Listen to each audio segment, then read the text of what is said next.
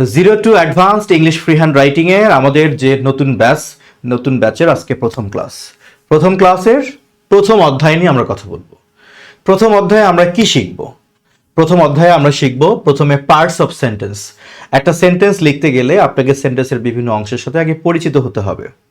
তারপর টেন্সের প্রয়োগ শিখব, প্যাসিভ ভয়েসের প্রয়োগ শিখব।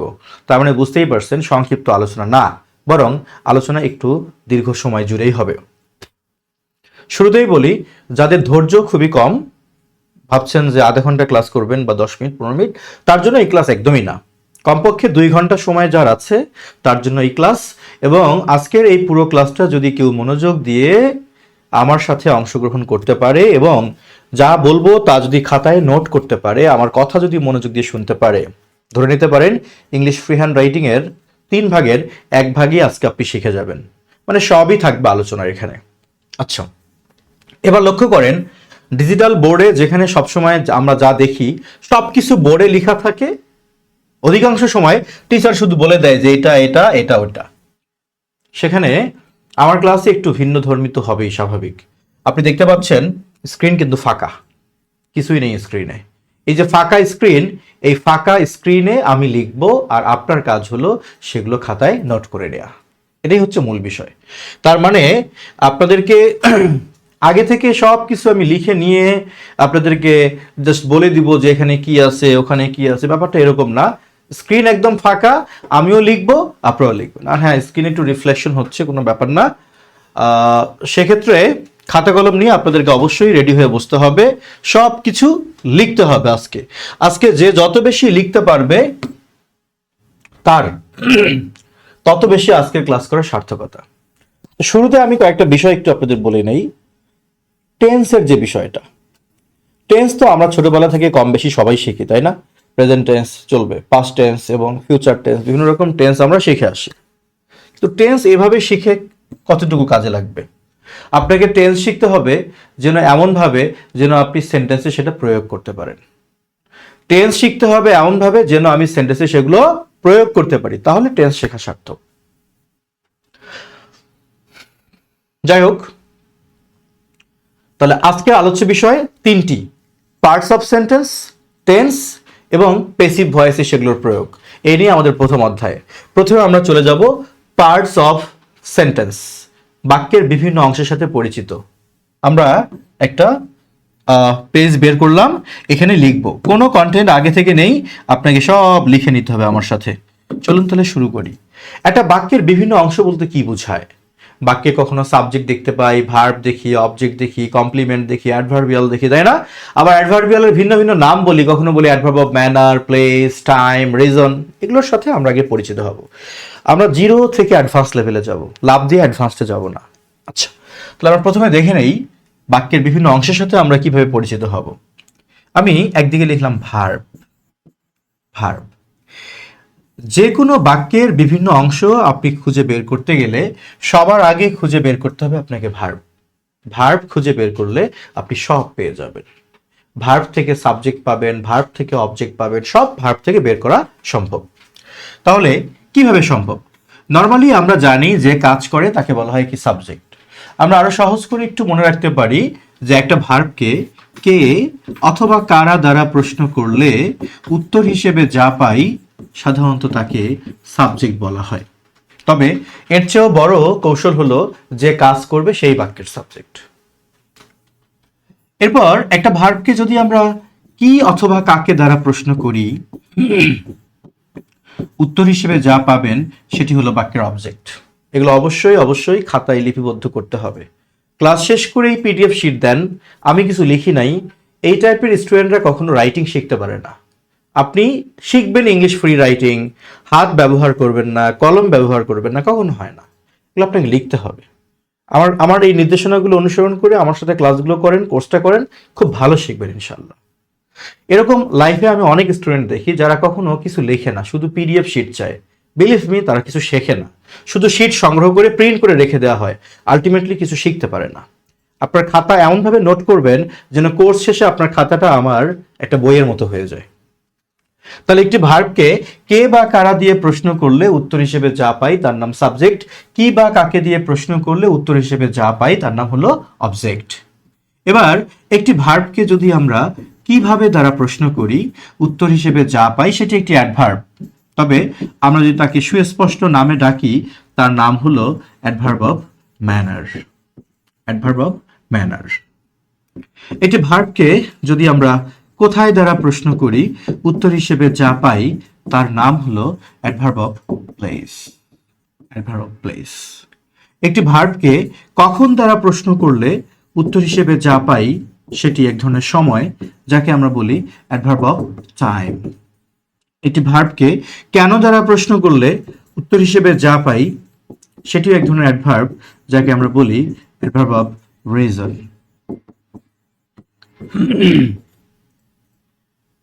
এ হলো বাক্যের বিভিন্ন অংশ। এবার কিছু আছে কমপ্লিমেন্ট, সেটা আমরা বুঝবো। তার আগে আমরা এই কটা বিষয় একটু ভালো করে বুঝে নেই। একটা ভার্বকে প্রশ্ন করার মধ্য দিয়ে আমরা সাবজেক্ট, অবজেক্ট, বিভিন্ন অ্যাডভার্বিয়ালস খুঁজে বের করতে পারি।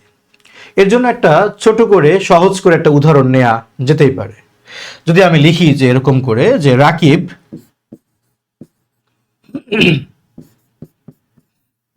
Rakib often plays cricket. Rakib প্রায়ই ক্রিকেট খেলে with his friends, তার বন্ধুদের সাথে।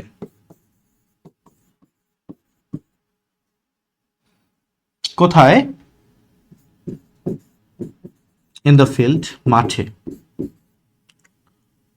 to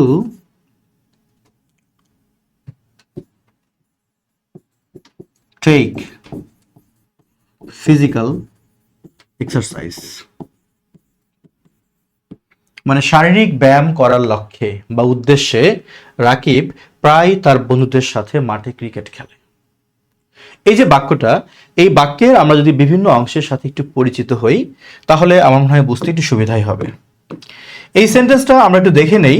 Rakib often plays cricket with his friends in the field to take physical exercise. এটা একটা জিরো লেভেলের সেন্টেন্স।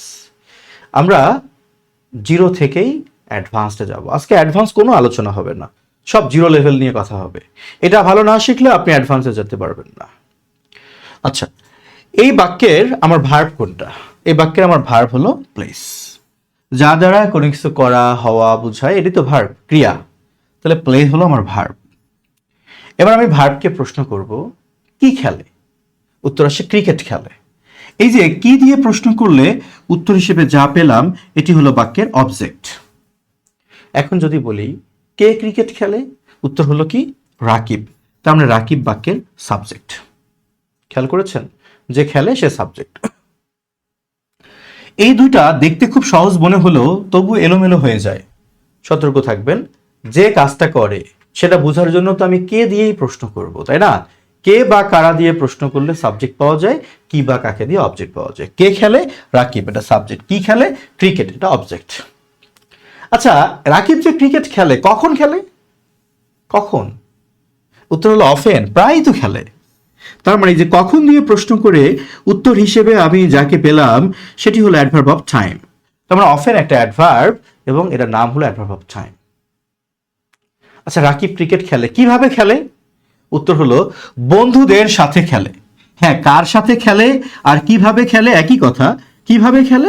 বন্ধুদের সাথে খেলে। তাহলে এটা হলো অ্যাডভার্ব অফ ম্যানার। এখন আপনার মনে ছোট্ট একটা প্রশ্ন আসতে পারে, এই যে অফেন এই শব্দটিও অ্যাডভার্ব, উইথ হিজ ফ্রেন্ডস এই শব্দটিও অ্যাডভার্বেরই কাজ করে। পার্থক্যটা কি দেখেন, এখানে অফেন শব্দ একটা ওয়ার্ড, আর এখানে ওয়ার্ড কটা? 1 2 3, তিনটা ওয়ার্ড। এটিও অ্যাডভার্ব, এটিও অ্যাডভার্ব। কেন?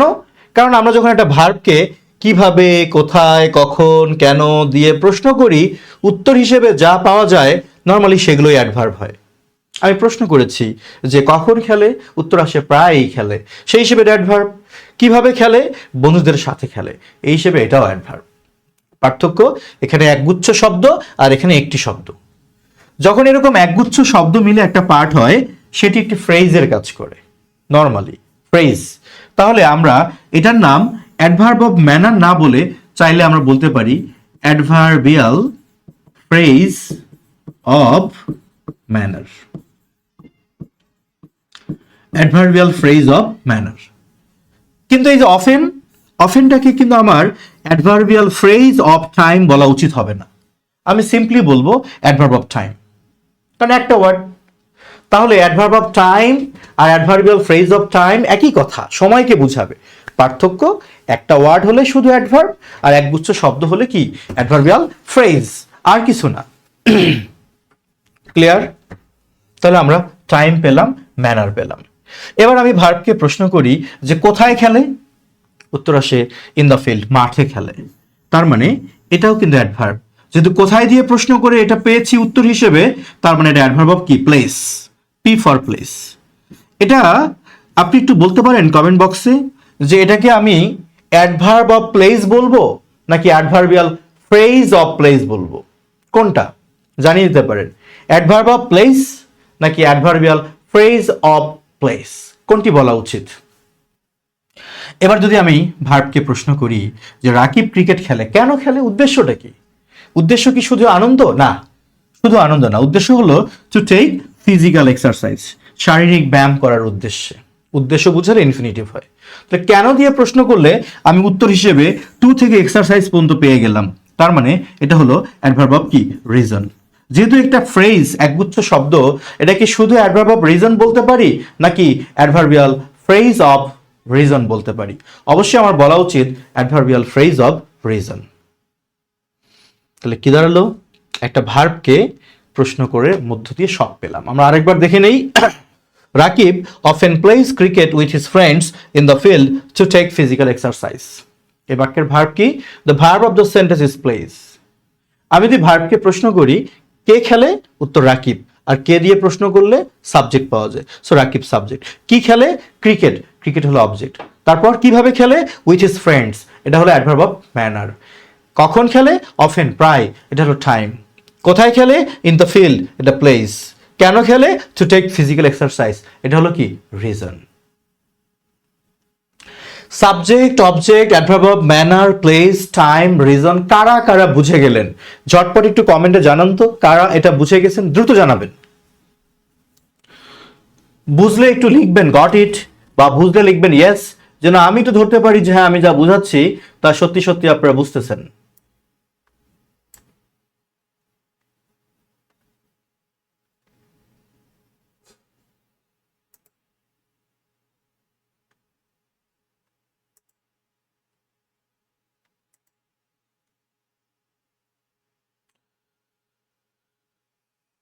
ওকে, সবাই বুঝতেছি, ফাইন।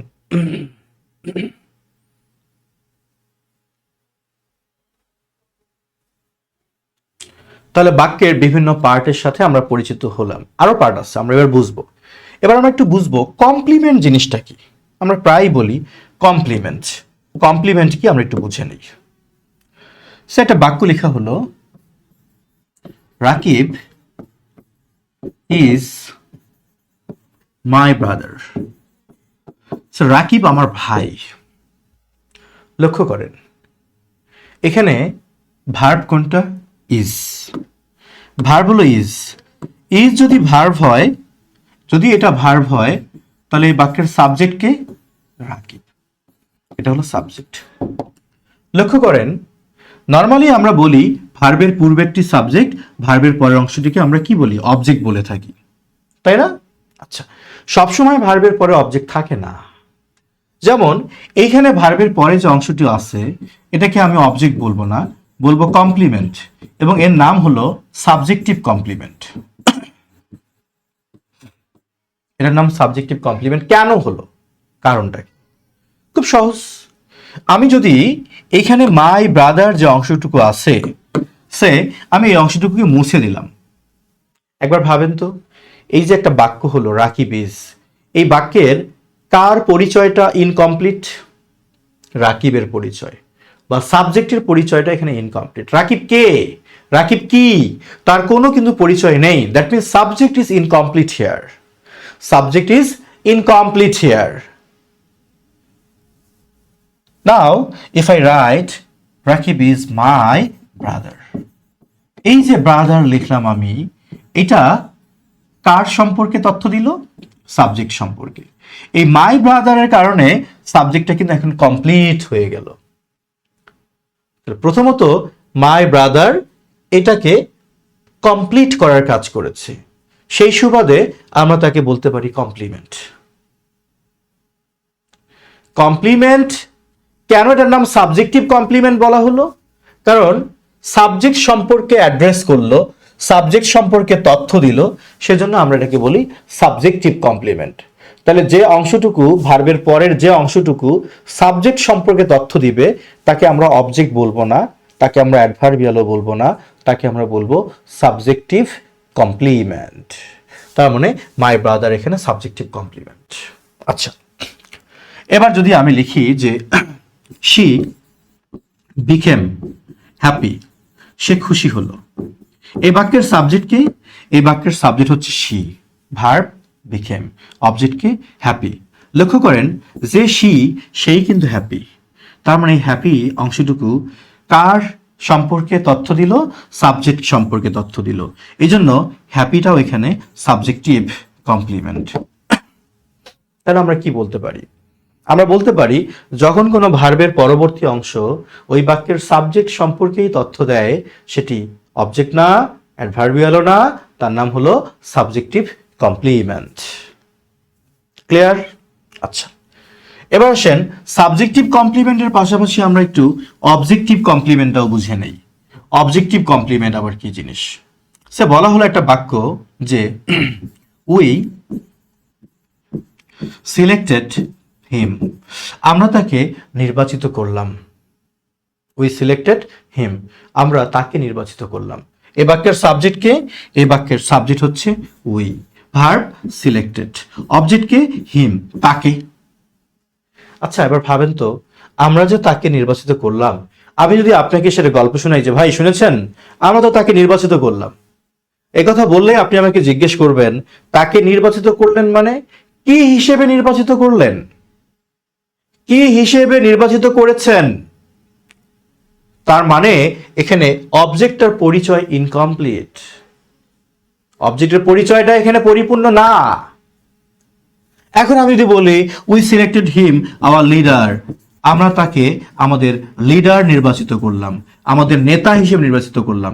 এই যে আওয়ার লিডার অংশটা, এই আওয়ার লিডার অংশটা কার সম্পর্কে তথ্য দিল? কার সম্পর্কে? সাবজেক্ট সম্পর্কে না, এই যে অবজেক্ট, এই হিম বলতে যাকে বোঝাচ্ছে তিনি আমাদের লিডার। তাহলে এই অংশটা অবজেক্টকে কমপ্লিট করলো, সেই সুবাদে এটার নাম হবে অবজেক্টিভ কমপ্লিমেন্ট। Objective complement. এগুলোকে ঠাডা বড়া মুখস্থ না করে একটু বুঝে পড়েন। যে সাবজেক্ট সম্পর্কে তথ্য দেয় সেটা সাবজেক্টিভ কমপ্লিমেন্ট, যে অবজেক্ট সম্পর্কে তথ্য দিবে সে অবজেক্টিভ কমপ্লিমেন্ট, একদম সিম্পল হিসাব। তাই বলে আমি যদি এখন একটা বাক্য লিখি এভাবে যে উই গেভ হিম, আমরা তাকে দিলাম আ পেন, একটি কলম দিলাম। এখানে সাবজেক্টকে উই, ভার্বকে গেভ, অবজেক্টকে হিম। এ পেন, এটা কি অবজেক্টিভ কমপ্লিমেন্ট? নো, বরং এটাও একটা object. Object one, object two. কেন? কিভাবে? ভার্বকে আপনি প্রশ্ন করেন, অবজেক্ট বের করার উপায় কি ছিল যেন? ভার্বকে কি বা কাকে দিয়ে প্রশ্ন করব? তো আমি প্রশ্ন যদি করি কাকে দিলাম, উত্তর আসে হিম, তাকে দিলাম। এই যে কাকে দিয়ে প্রশ্ন করে আমি হিম পেলাম, তাহলে হিম একটা অবজেক্ট। এবার প্রশ্ন করলাম তাকে আমি কি দিলাম, কি দিলাম, কি দিয়ে প্রশ্ন করে পেলাম আ পেন, সুতরাং এটাও একটা অবজেক্ট। তো আপনি বলতে পারেন তাহলে তো আমি এখানেও প্রশ্ন করতে পারি উই সিলেক্টেড, আমরা নির্বাচিত করলাম। কাকে নির্বাচিত করলাম? উত্তর আসে হিম, তাকে। কি নির্বাচিত করলাম? Hour leader. আসলেই তো উত্তর আসে। তার মানে তো এটাও অবজেক্ট হওয়ার কথা ছিল, ঠিক কি না? সাদা মনে যদি আপনি প্রশ্ন করেন কি বা কাকে দিয়ে, দুটাই অবজেক্ট মনে হচ্ছে। অথচ আমি এটাকে অবজেক্টিভ কমপ্লিমেন্ট বললাম আর এটাকে অবজেক্টিভ কমপ্লিমেন্ট না বলে বরং বললাম আরো একটা অবজেক্ট। কেমনে বুঝবো? এভাবে বোঝেন। এখানে হিম বলতে যে তিনি তো আমাদের লিডার, বাট এখানে হিম বলতে যে তিনি কি আমার কলম? হিম বলতে যে মানুষটাকে আমি বুঝাচ্ছি সেই মানুষটি কি আমার লেখার কলম? ইয়েস আর নো? Of course no. সেই ব্যক্তি কখনো কি আমার কলম হবে? হবে না। তার মানে বোঝাই যাচ্ছে এখানে অবজেক্টের পরে যে অংশটুকু আছে এটা অবজেক্ট সম্পর্কে এরকম কোনো তথ্য দেয়নি। সুতরাং আপনি একে অবজেক্টিভ কমপ্লিমেন্ট বলতে পারেন না, বরং সে নিজে একটা অবজেক্ট। এবং আমরা সাদা মনে বলি যে অবজেক্টটা এরকম এজেন্ট বা ব্যক্তিবাচক অবজেক্ট, সেটাকে আমরা বলি ইনডাইরেক্ট অবজেক্ট। আর যেটা বস্তুবাচক বলি সেটাকে আমরা বলি ডাইরেক্ট অবজেক্ট। যদিও বা এই ডেফিনেশনটা নিয়ে অনেক কথা বলা যায়, আরো প্রাথমিকভাবে এতটুকু বোঝেন। আমরা তো কথা বলবো, এই কোর্সে আরো কত কথা বলবো। তাহলে ব্যক্তিবাচকটিকে আমরা ইনডাইরেক্ট অবজেক্ট বললাম, আর বস্তুবাচকটিকে ডিরেক্ট অবজেক্ট বা ডাইরেক্ট অবজেক্ট বলা হলো। বাট এইখানে আপনি হিমকে ইনডাইরেক্ট অবজেক্ট বলবেন, সুযোগ নাই তো, কারণ এটা তো আপনার অবজেক্টই না, ওটা তো অবজেক্টের কমপ্লিমেন্ট। তাহলে এখান থেকে আমাদের কি শিক্ষা হলো? জটিল না, একদম ইজি। শিক্ষা হলো যখন আপনি ভার্বের পর এরকম দুটো অংশ দেখবেন, দুটো অংশ দেখলেই দুইটাকে অবজেক্ট মনে করার কোনো দরকার নেই। আপনি দেখবেন যদি এমন হয় যে এই প্রথম অংশটা আর দ্বিতীয় অংশটা দুটোই একজনকেই বোঝাচ্ছে, তখন সিম্পলি প্রথমটা অবজেক্ট আর তার পরেরটা তার কমপ্লিমেন্ট। আর যখন মনে হবে না দুটো তো ভিন্ন ভিন্ন বিষয়, তখন দুইটাই অবজেক্ট। ক্লিয়ার? এটা কতটুকু বুঝেছেন তার প্রমাণ হিসেবে আমি একটা প্রশ্ন দিই, আপনি এটা সলভ করেন। এবার আমি একটা বাক্য লিখবো, সেটি হলো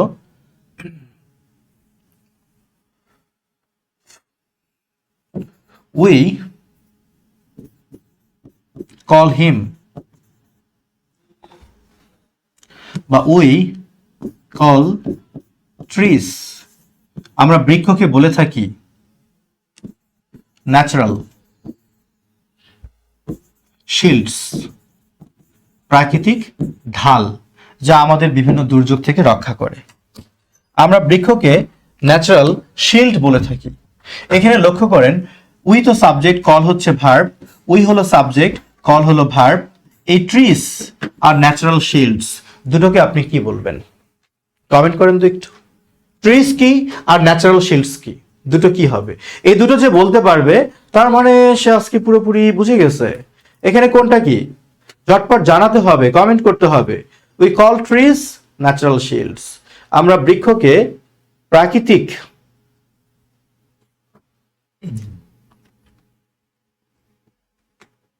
হ্যাঁ, দ্রুত লিখেন তো একটু ঝটপট, আপনাদের কমেন্ট আমি চেক করতেছি। হ্যাঁ,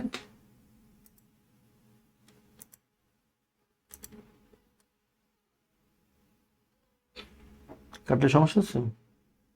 এটা কোনটা? এই যে এটা না,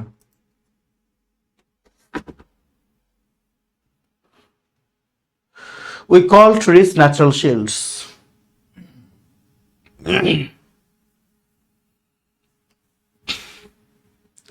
লক্ষ্য করেন, যাকে ট্রিজ বা বৃক্ষ বলা হচ্ছে তাকেই কিন্তু ন্যাচারাল শিল্ডস বলা হচ্ছে।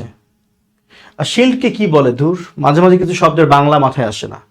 ওই যে কোভিডের সময় ফেস শিল্ড পড়ছি না, মুখে এটা দেই, আবার যে তীর যুদ্ধ করার সময় একটা শিল্ড ধরে না, বাংলা ভুলে গেছি, বাংলা লিখে ফেলবেন। ট্রিজ ন্যাচারাল শিল্ড, তাহলে এইখানে যে ট্রিজ সেই তো ন্যাচারাল শিল্ডস। দুটো কি ভিন্ন কিছু? একদমই না, দুটো তো একই জিনিস। তার মানে আমি এটাকে অবজেক্ট বলবো, আর এটাকে আমি অবজেক্টিভ কি বলবো? কমপ্লিমেন্ট বলবো। অবজেক্ট এবং এটি হলো অবজেক্টিভ কমপ্লিমেন্ট। মনে থাকবে? আচ্ছা, এবার যদি আমি একটা বাক্য লিখি যে উই শোড হিম, আমরা তাকে দেখালাম সাম বুকস, কিছু বই দেখালাম। দেখেন এখানে কিন্তু ভার্বের পর দুটো অংশ আছে, দুটো অংশ থাকলেও এখানে এটাকে অবজেক্টিভ কমপ্লিমেন্ট বলার সুযোগ নেই, কারণ হিম বলতে যাকে বোঝায় সে নিশ্চয় বই না, বরং দুটা ভিন্ন ভিন্ন। সুতরাং এটাও অবজেক্ট, এটাও হলো কি অবজেক্ট। আমার ধারণা আপনারা বুঝে গেছেন, বাক্যের বিভিন্ন পার্টের সাথে পরিচিত হয়ে গেছেন। তাহলে আমরা বুঝে নিলাম একটা বাক্যে বিভিন্ন অংশ থাকতে পারে, subject, verb, object, adverb of manner, place, time, reason বা অ্যাডভার্বিয়ালস এবং কমপ্লিমেন্ট। এগুলো দিয়ে আমাদের কিন্তু সেন্টেন্স লেখার যাত্রা শুরু হতে যাচ্ছে। তাহলে বাক্যের বিভিন্ন অংশের সাথে আমরা আশা করি পরিচিত হয়েছি। এবার আসি, হ্যাঁ, এই অংশগুলো কোনটা ফ্রেজ, কোনটা ক্লোজ, কোনটা নাউন ফ্রেজ, কোনটা নাউন ক্লোজ, কোনটা অ্যাডজেক্টিভ ফ্রেজ, অ্যাডজেক্টিভ ক্লোজ, এগুলো বোঝার মতো অনেক কিছু এখনো বাকি আছে। আমরা সিম্পলি শুধু বাক্যের কোনটা কোন পার্ট তার সাথে পরিচিত হলাম। তাহলে আজকের পর্বে আমাদের কি কি আলোচনা যেন ছিল? প্রথম ছিল পার্টস অফ সেন্টেন্স, আমরা এটা বুঝে গেছেন। এবার আমরা যাব কি টেন্স এবং পেসিভ ভয়েস, এই দুটো আমরা বুঝবো খুব বিস্তারিতভাবে। প্রথমে আসেন টেন্স। প্রথমে আমরা শিরোনাম দেই প্রেজেন্ট ইনডেফিনিট টেন্স।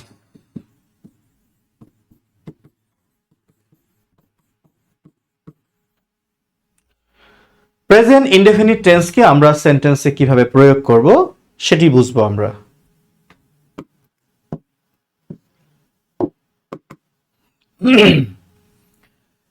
একটি বিষয় লক্ষ্য করবেন, যখন আমরা অ্যাক্টিভ ভয়েসে কোনো বাক্য লিখি আমাদের কাছে খুব সহজ লাগে। যদি আমি একটা বাক্য বলি যে আমি একটি চিঠি লিখি, এর ইংলিশ কে না পারে, যে কেউই লিখবে I write a letter. But যখন আমি পেসিভ মোডে বলি একটি চিঠি লেখা হয়, একটা চিঠি লেখা হয়েছে, আমি বললাম আমার কলমটি চুরি হয়েছে, লোকটিকে সেখানে পাঠানো হয়েছে, এগুলো কিন্তু পেসিভ। এই পেসিভ সেন্সে বাক্য লিখতে আমরা সবাই প্রায় খুব বেশি অভ্যস্ত না। তাই কি হয়, যদি কখনো কোনো বাংলা বাক্য পেসিভ মুডে থাকে আমরা জোর করে অনেক সময় তাকে অ্যাক্টিভ মুডে ট্রান্সলেট করি। এর কারণ কি? কারণ আমরা পেসিভে লিখতে অভ্যস্ত না। সো এখন আমরা যে কাজটা করব, প্রত্যেকটা টেন্সের অ্যাক্টিভ এবং পেসিভ দুইভাবেই আমরা সেন্টেন্স লেখা শিখবো ইনশাল্লাহ। আচ্ছা, সো প্রেজেন্ট ইনডেফিনিট টেন্স দিয়ে আমরা শুরু করতে পারি। প্রেজেন্ট ইনডেফিনিট টেন্সের জন্য আমরা লিখে নেই অ্যাক্টিভ ভয়েস। টেন্সের সংজ্ঞা সব চলে আসবে, সব আসবে। অ্যাক্টিভ ভয়েস, অ্যাক্টিভ ভয়েসের ক্ষেত্রে আমরা মনে রাখবো যে বাংলা ক্রিয়ার শেষে এ, অন্তস্থ অ, দন্ত ন, ও, ই যুক্ত থাকে। আমরা জানি প্রেজেন্ট ইনডেফিনিট টেন্স বলতে বোঝায় বর্তমানের কোনো সাধারণ ঘটনা, চিরন্তন সত্য, সবই ঠিক আছে। যখন আপনি বাংলা বাক্যের ক্রিয়ার শেষে এ, অন্তস্থ অ, দন্ত ন, ও অথবা রস ই খুঁজে পাবেন, আপনি ধরে নিতে পারেন সেটি প্রেজেন্ট ইনডেফিনিট টেন্স এবং বাক্যটি অ্যাক্টিভ ভয়েসে আছে। তাহলে তার ইংলিশ স্ট্রাকচারটা কি হবে? ইংলিশ স্ট্রাকচারটা আমরা এইভাবে নিব। প্রথমে আমরা নিব সাবজেক্ট, এরপরে ভার্বের প্রেজেন্ট ফর্ম V1, তারপর আমরা আমাদের প্রয়োজন মতো অবজেক্ট নিতে পারি, কমপ্লিমেন্ট নিতে পারি ইত্যাদি। তো খেয়াল করেন আমি কিন্তু শুধু অবজেক্ট লিখছি। আপনাদেরকে একটু আগে আমি শিখিয়েছি, বলেছি যে এটা অবজেক্ট হতে পারে, কমপ্লিমেন্ট হতে পারে, অ্যাডভার্বিয়াল হতে পারে। তো এখানে object oblique complement oblique adverbial বারবার লেখা জরুরি কিছু না। আপনি ধরতে পারেন সাবজেক্ট ভার্ব, তারপর বাকি অংশ এক্সটেনশন, সেটা অবজেক্ট হতে পারে, কমপ্লিমেন্ট হতে পারে, অ্যাডভার্বিয়াল হতে পারে। এবার আমরা স্ট্রাকচার অনুযায়ী এক্সাম্পলে যাব, তার আগে আমরা একটু পেসিভ ভয়েস লিখে নেই। পেসিভ ভয়েস, যখন আমরা দেখব কোনো বাংলা ক্রিয়ার শেষে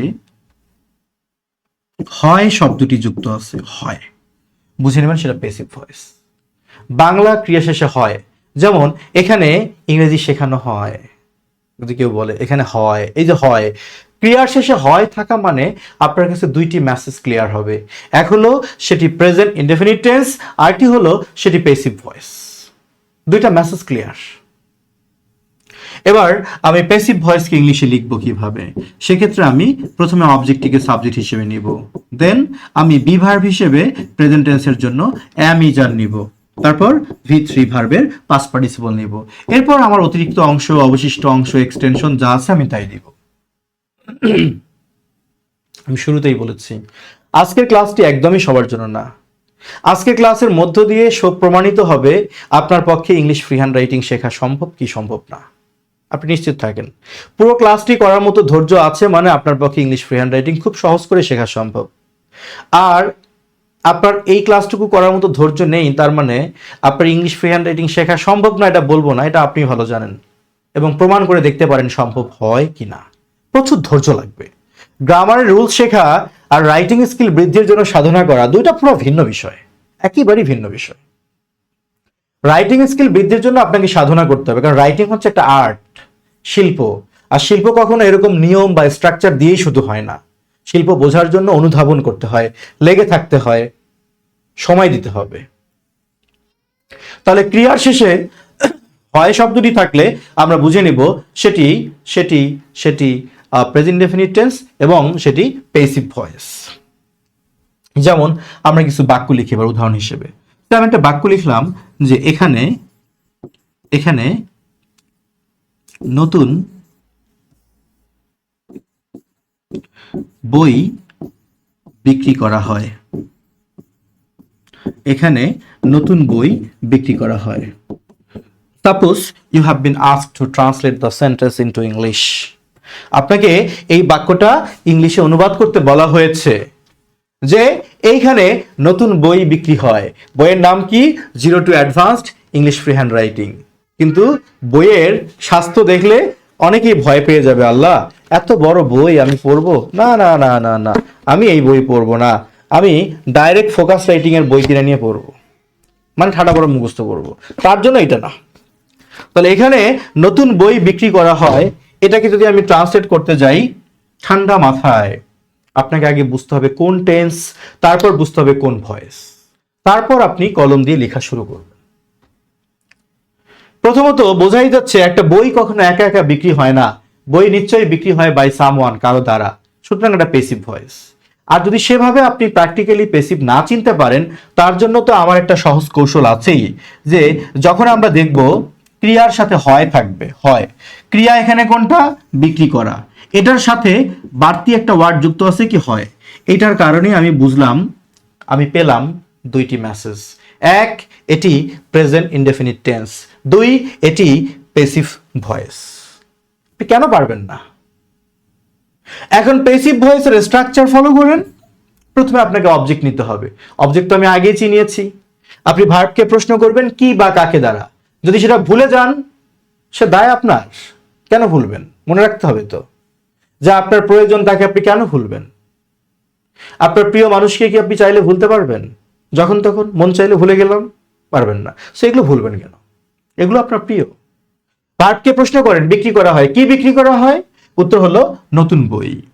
তাহলে এই যে ভার্বকে কি দ্বারা প্রশ্ন করে উত্তর হিসেবে যা পেলাম সেটি অবজেক্ট।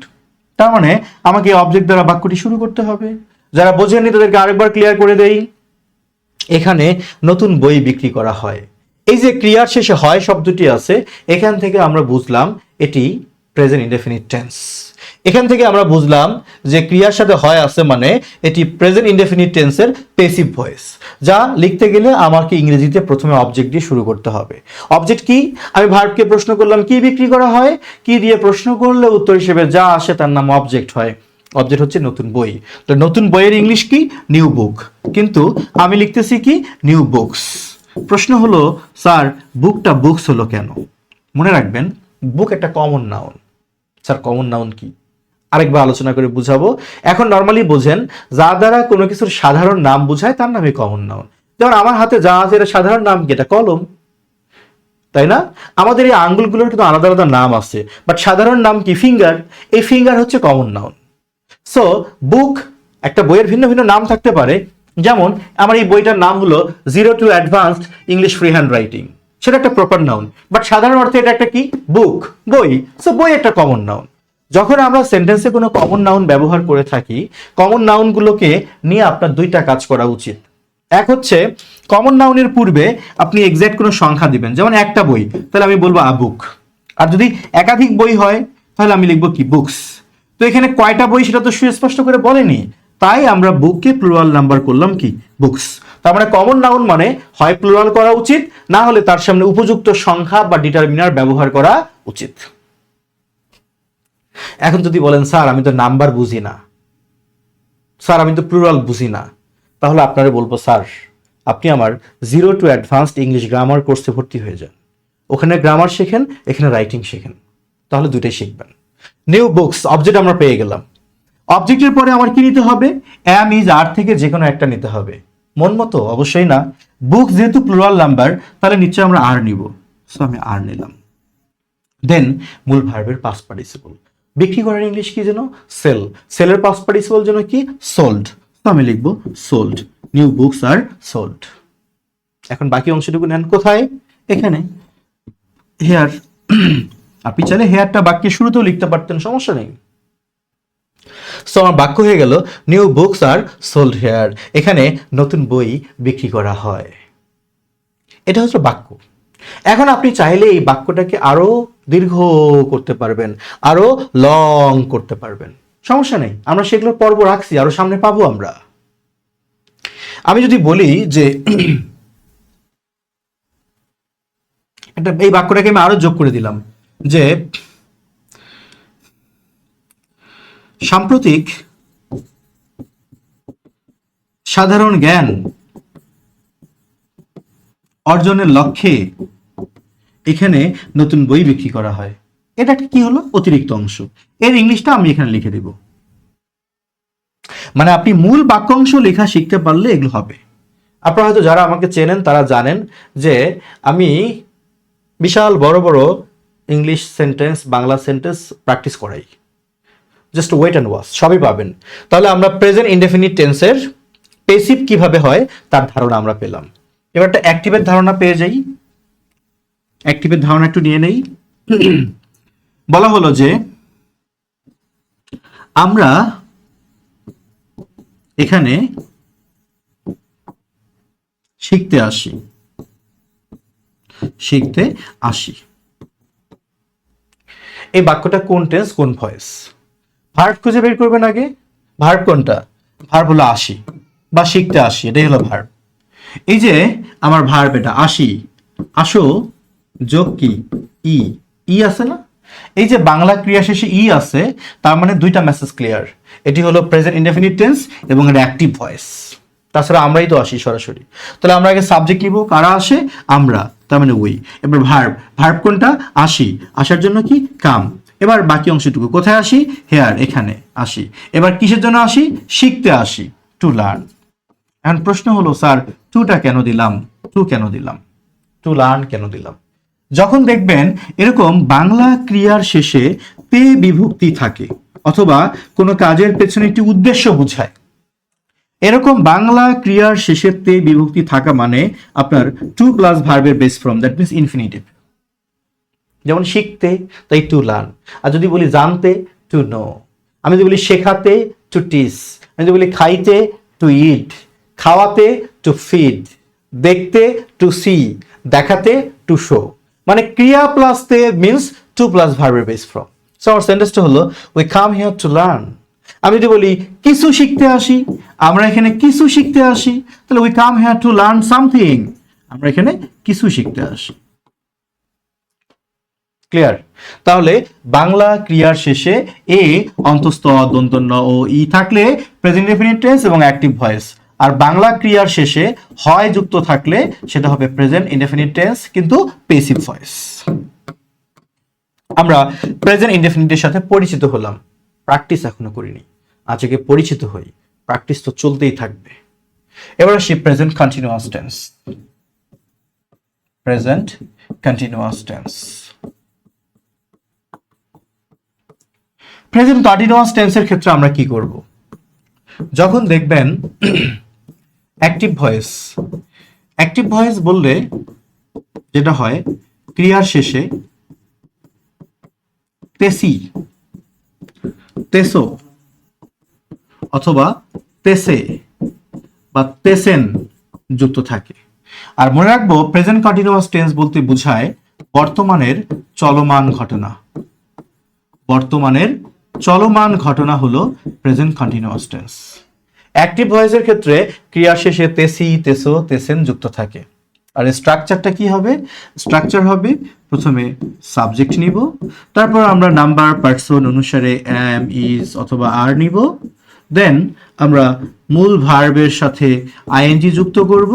এরপরে আমার অবজেক্ট, কমপ্লিমেন্ট যা থাকে আমরা তাই দিব। আর যখন আপনি পেসিভ ভয়েস কেন্দ্রিক চিন্তা করবেন, বুঝবেন কিভাবে বাক্যটি পেসিভ ভয়েসে আছে? বোঝার উপায় হলো ক্রিয়ার শেষে হচ্ছে মানে হইতেছে অথবা চলিত রূপে হচ্ছে যুক্ত থাকে। সাধুরূপ হলে হইতেছে, চলিত রূপ হলে হচ্ছে।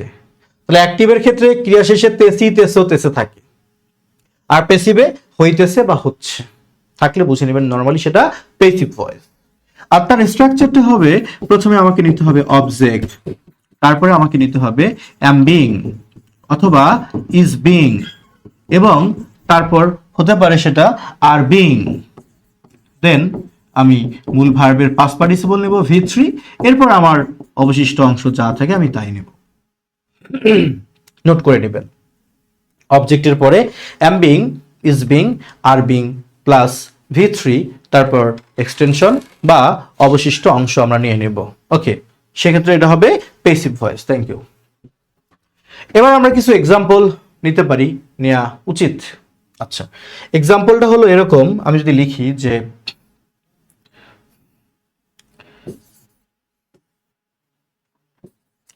এখানে নানা রকম বৃক্ষ রোপণ করা হচ্ছে। এখানে নানা রকম বৃক্ষ রোপণ করা হচ্ছে, ক্রিয়া কোনটা এখানে? এখানে নানা রকম বৃক্ষ রোপণ করা হচ্ছে। এই যে বৃক্ষ রোপণ করা হচ্ছে, এখানে ভার্ব হলো রোপণ করা, আর রোপণ করা একটা ক্রিয়া, সেই ক্রিয়ার শেষে হচ্ছে শব্দটা আছে। সুতরাং আপনার কাছে দুইটি মেসেজ ক্লিয়ার। এক হচ্ছে এটি প্রেজেন্ট কন্টিনিউয়াস টেন্স, আর দ্বিতীয়ত এটি পেসিভ ভয়েস। এছাড়াও আপনি চোখ কান খোলা রাখলে এমনি বুঝতে পারবেন যে এটা প্রেজেন্ট কন্টিনিউয়াস টেন্সের পেসিভ ভয়েস। কিভাবে? কাজটা চলমান, বৃক্ষরোপণের কাজটা চলমান মিন্স কন্টিনিউয়াস টেন্স। আর পেসিভ কেন? ভাই, বৃক্ষ কখনো কি নিজে নিজেকে রোপণ করতে পারে না, বৃক্ষ কারো দ্বারা রোপণ করা হয়, সুতরাং এটা পেসিভ তো হবেই। দুই ভাবে আপনি চিন্তা করলে এটা পেসিভ বুঝবেন। তাহলে সহজ উপায় কি? সহজ উপায়, ক্রিয়ার শেষে হচ্ছে শব্দটি আছে, হচ্ছে থাকা মানে প্রেজেন্ট কন্টিনিউয়াস টেন্স এবং পেসিভ ভয়েস। তাহলে আমি একে ইংলিশে ট্রান্সলেট করব কিভাবে আবার প্রথমে অবজেক্ট নেন, অবজেক্ট কোনটা? ভার্বকে প্রশ্ন করুন, মনে আছে তো? কি রোপণ করা হচ্ছে? উত্তর হলো নানা রকম বৃক্ষ। একটি ভার্বকে কি বা কাকে দিয়ে প্রশ্ন করলে উত্তর হিসেবে যা পাওয়া যায় সেটি অবজেক্ট। তার মানে নানা রকম বৃক্ষ এখানে অবজেক্টের কাজ করেছে। নানা রকম বৃক্ষর জন্য আমি কি লিখতে পারি? আমি নানা রকম কিছুই লিখতে পারি। তো আমি লিখলাম ভেরিয়াস কাইন্ডস অফ ট্রিজ, নানা রকম বৃক্ষ। সো অবজেক্ট নেওয়া হলো। দেন অ্যাম বিং, ইজ বিং অথবা আর বিং থেকে যে কোনো একটা নেব। কোনটা নেব? ট্রিজ যেহেতু প্লুরাল নাম্বার, তো আরবিং এ নিতে হবে। সো নিলাম আরবিং। এবার মূল ভার্বের পাস্ট পার্টিসিপল, রোপণ করার ইংলিশ কি জন্য? প্ল্যান্ট। তাহলে প্ল্যান্টের পাস্ট পার্টিসিপল কি হবে? প্ল্যান্টেড। তাহলে আমার সেন্টেন্সটি হয়ে গেল various kinds of trees are being planted, নানা রকম বৃক্ষ রোপণ করা হচ্ছে। কোথায়? এখানে। Here various kinds of trees are being planted here, নানা রকম বৃক্ষ এখানে রোপণ করা হচ্ছে। মানে এর থেকে আর কেমনে সহজ করে বলা যায় আমি জানি না। যদি আপনি আলসেমি না করেন, এগুলো শিখে রাখতে পারেন, সেন্টেন্স লিখতে আপনার হাত কাঁপবে না আশা করি। ওয়ার্ড নিয়ে চিন্তা করেন না, আপনাদেরকে ভোকাবুলারি আমি শেখাবো, দায়িত্ব নিয়ে বলছি। আগে সেন্টেন্সের স্ট্রাকচারগুলো শেখেন, সেন্টেন্সকে দাঁড় করানো শেখেন, ভান্ডারে যে কয়টা ওয়ার্ড আছে সেই কয়টা ওয়ার্ডই আগে প্রয়োগ করেন। আমি এটা বিশ্বাস করি না যে আপনি বৃক্ষের ইংলিশ ট্রিজ এটা জানেন না, এগুলো আপনার জানা, শুধু প্রয়োগ করা শেখেন।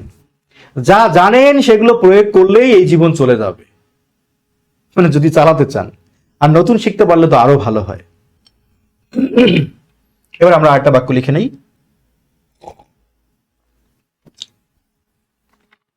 যদি বলি যে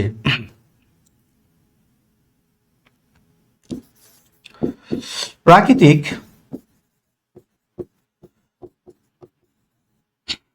দুর্যোগের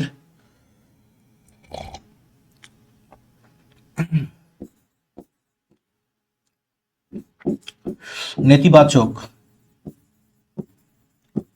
প্রভাব থেকে বাঁচতে আমরা বৃক্ষ রোপণ করতেছি। এই করতেছিটা কিন্তু সাধুরূপ, চলিত রূপটা কি করছি। তাহলে যখন ক্রিয়া শেষে তেসি থাকবে, এই তেসি হলো সাধুরূপ, চলিত রূপ হলে এই তেটা থাকবে না, সি থাকতে পারে। একই কথা। এখন দেখেন, আমরা যেহেতু নিজেরাই বৃক্ষরোপণ করতেছি, তার মানে এটা কি অ্যাক্টিভ ভয়েস, আর ক্রিয়া শেষে তেসি তেসো থাকলে তো অ্যাক্টিভই হবে। এখন প্রেজেন্ট কন্টিনিউয়াস টেন্সের অ্যাক্টিভ ভয়েসের স্ট্রাকচার কি ছিল যেন? সাবজেক্ট, তারপর অ্যামিজার, মূল ভার্বের সাথে আইএনজি প্লাস অবজেক্ট। তাহলে এখানে সাবজেক্ট কে? ও শিট, প্রাকৃতিক দুর্যোগের নেতিবাচক প্রভাব থেকে আমরা বৃক্ষরোপণ করছি। তাহলে এখানে মূল বাক্য অংশ কোনটি? মূল বাক্য অংশটি হলো আমরা বৃক্ষরোপণ করতেছি। সাবজেক্ট কে? আমরা। আমরার ইংলিশ কি? উই। এবার যেহেতু এটা প্রেজেন্ট কন্টিনিউয়াস টেন্স, তাহলে সাবজেক্টের পরে অ্যামিজার, উই এর সাথে কি হবে? আর। মূল ভার্বের সাথে আইএনজি। ভার্ব কোনটি? রোপণ করা। রোপণ করার ইংলিশ কি? প্ল্যান্ট। তাহলে প্ল্যান্টের সাথে আইএনজি করলে কি হবে? প্ল্যান্টিং। এবার অবজেক্ট, কি রোপণ করতেছি? বৃক্ষ, ট্রিস। দেখেন, আমার সাবজেক্ট ভার্ব অবজেক্ট নিয়ে কিন্তু মূল বাক্য হয়ে গেল, প্রিন্সিপাল ক্লোজ হয়ে গেল, উই আর প্লান্টিং ট্রিস। এখন এই যে একটা অতিরিক্ত অংশ আছে না, প্রাকৃতিক দুর্যোগের নেতিবাচক প্রভাব থেকে বাঁচতে, ভাবেন তো এটা কি? বাকি এটা কোন পার্ট? এটা হলো অ্যাডভার্ব অফ রিজন। কেন? আপনি প্রশ্ন করেন, একটু আগে তো শিখেছি আমরা যে ভার্বকে প্রশ্ন করি যে আমরা কেন বৃক্ষরোপণ করতেছি, কেন? উত্তর কি আসে? প্রাকৃতিক দুর্যোগের নেতিবাচক প্রভাব থেকে বাঁচতে। তার মানে এটা অ্যাডভার্ব অফ রিজন। মনে রাখবেন, অ্যাডভার্ব অফ রিজন হোক, প্লেস হোক, অ্যাডভার্ব অফ টাইম হোক, অ্যাডভার্ব অফ ম্যানার হোক, এ ধরনের অ্যাডভার্বিয়ালকে, এ ধরনের অতিরিক্ত অংশকে পেছন দিক থেকে অনুবাদ করতে হয়। বুঝেননি? মানে আপনার সাবজেক্ট ভার্ব অবজেক্ট তো নিয়েই নিলেন, সাবজেক্ট ভার্ব অবজেক্ট বাদে বাক্যের যে বাকি অংশটুকু থাকে, সেই অংশটাকে অনুবাদ করতে হয় পেছন দিক থেকে। পেছনের শব্দটা কি? বাঁচতে। এই যে ক্রিয়ার সাথে তে আছে না, একটু আগে শিখেছিলাম, ক্রিয়া প্লাস তে থাকলে টু প্লাস ভার্ব হয়। তাহলে আমি লিখবো টু। বাঁচার ইংলিশ কি? সেভ। ওকে, লিখলাম সেভ। মানে আপনি যা লিখতে চান লিখেন, বাঁচলেই হলো, সেভ, বাঁচতে। এবার থেকের ইংলিশ কি বলেন? ফ্রম। দিলাম ফ্রম, মানে আপনাকে পেছন দিক থেকে আসতে হবে। এবার নেতিবাচক প্রভাব, দা ব্যাড ইফেক্টস, ব্যাড ইফেক্টস বা অ্যাডভার্স ইফেক্টস। হ্যাঁ, আপনি নেগেটিভ ইম্প্যাক্টসও লিখতে পারেন। নেতিবাচক প্রভাব, নেগেটিভ ইম্প্যাক্টস, একই তো কথা। অ্যাডভার্স ইফেক্টস মানেও নেতিবাচক প্রভাব। আপনি যা ইচ্ছা লিখেন, প্রভাবটা যেন নেতিবাচক হয়। আচ্ছা, নেতিবাচক প্রভাব। এবার এবার এই যে র র র র এর ইংলিশ কি? অব। এবার প্রাকৃতিক দুর্যোগ, আমি লিখলাম ন্যাচারাল ডিজাস্টার্স বা ক্লাইমেটিস।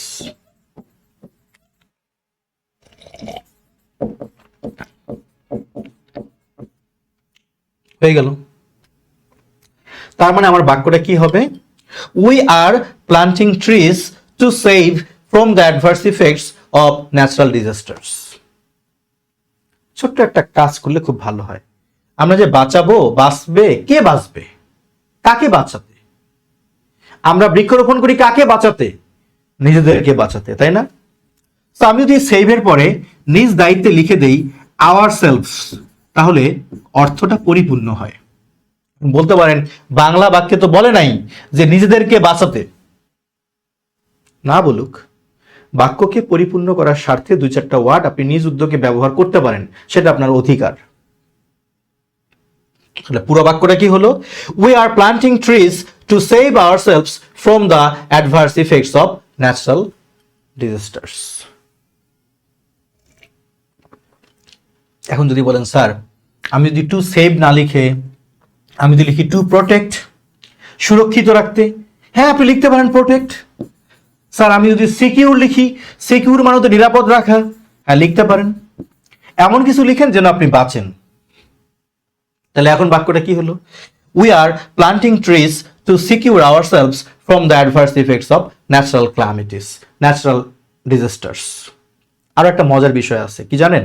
আপনি চাইলে একটা বাক্য শুরু করতে পারেন অতিরিক্ত অংশটা দিয়ে। মানে এই অতিরিক্ত অংশটা আগে লিখবেন, লেখার পর একটা কমা চিহ্ন দিয়ে আপনি প্রিন্সিপাল ক্লোজটা লিখতে পারেন যে উই আর প্লান্টিং ট্রিজ। তার মানে অতিরিক্ত অংশগুলোকে দুই স্থানে ব্যবহার করা যায়। একটা হলো প্রিন্সিপাল ক্লোজের পূর্বে, আর একটা হলো কি প্রিন্সিপাল ক্লোজের পরে। অতিরিক্ত অংশকে দুই স্থানে ব্যবহার করা যায়, প্রিন্সিপাল ক্লোজের পূর্বে এবং প্রিন্সিপাল ক্লোজের পরে।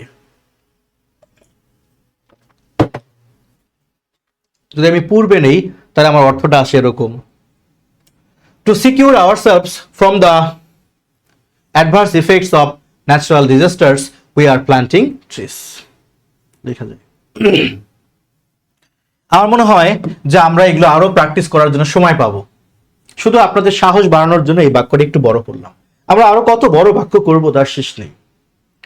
তাহলে আজ আমরা শুধু টেন্সের সাথে পরিচিত হব। অ্যাক্টিভ প্যাসিভ, আমার মনে হয় প্রেজেন্ট কন্টিনিউয়াস টেন্স আপনারা বুঝে গেছেন। আচ্ছা, এবার আসি আমরা present perfect tense. Present perfect tense. Present perfect টেন্সের ক্ষেত্রে আমরা কি করব? বাক্যটি যখন অ্যাক্টিভ ভয়েসে থাকবে তখন কি হবে, আর যখন বাক্যটি প্যাসিভ ভয়েসে থাকবে তখন কি হবে? এই এখন আর তখন, তখন আর এখনের পার্থক্য জানি। অ্যাক্টিভ ভয়েসের ক্ষেত্রে কি হবে? অ্যাক্টিভ ভয়েসের ক্ষেত্রে প্রথমে আমাকে বাংলা বাক্য দেখে চিনতে হবে। একটা ক্রিয়ার শেষে যদি আমরা আসি, আছো, আছে এবং আসেন যুক্ত পাই, সেটি প্রেজেন্ট পারফেক্ট টেন্সের অ্যাক্টিভ ভয়েস। স্বাভাবিকভাবে তো আমরা জানবই যে কাজ, বর্তমানের যে কাজ সদ্য শেষ হয়েছে সেটি প্রেজেন্ট পারফেক্ট টেন্স। আপনি এভাবেও চিন্তা করতে পারেন, যদি বাংলা ক্রিয়ার শেষে আসি, আসো, আসে, আসেন থাকে সেটি প্রেজেন্ট পারফেক্ট টেন্স এবং অ্যাক্টিভ ভয়েস। সেক্ষেত্রে স্ট্রাকচার কি হবে? প্রথমে আমরা সাবজেক্ট নিব, তারপর আমরা হ্যাভ বা হ্যাজ নিব, দেন আমরা মূল ভার্বের পাস্ট পার্টিসিপল নিব, অবজেক্ট বা আমরা বাকি অংশটুকু নিব। আর যদি বাক্যটি প্যাসিভ ভয়েস হয় তাহলে আমরা চিনব কিভাবে? যখন দেখবেন বাংলা ক্রিয়ার শেষে হয়েছে শব্দটি আছে যুক্ত, হয়েছে। আমি যদি বলি তাকে এখানে ডাকা হয়েছে, বইগুলো পাঠিয়ে দেওয়া হয়েছে, এরকম ক্রিয়ার শেষে হয়েছে শব্দটি থাকলে সাধারণত সেটি প্রেজেন্ট পারফেক্ট টেন্স এবং প্যাসিভ ভয়েস। তাহলে ইংলিশের স্ট্রাকচার কি হবে? ইংলিশের স্ট্রাকচার হবে প্রথমে আমরা অবজেক্ট নিব, দেন হ্যাভ বিন অথবা হ্যাজ বিন নিব, তারপর V3 ভার্বের পাস্ট পার্টিসিপল, এরপর আমি বাকি অংশটুকু নিব বা এক্সটেনশন। এভাবে। তাহলে আমরা কিছু এক্সাম্পল দেখে নেই একটু। একটা বাক্য লিখলাম যে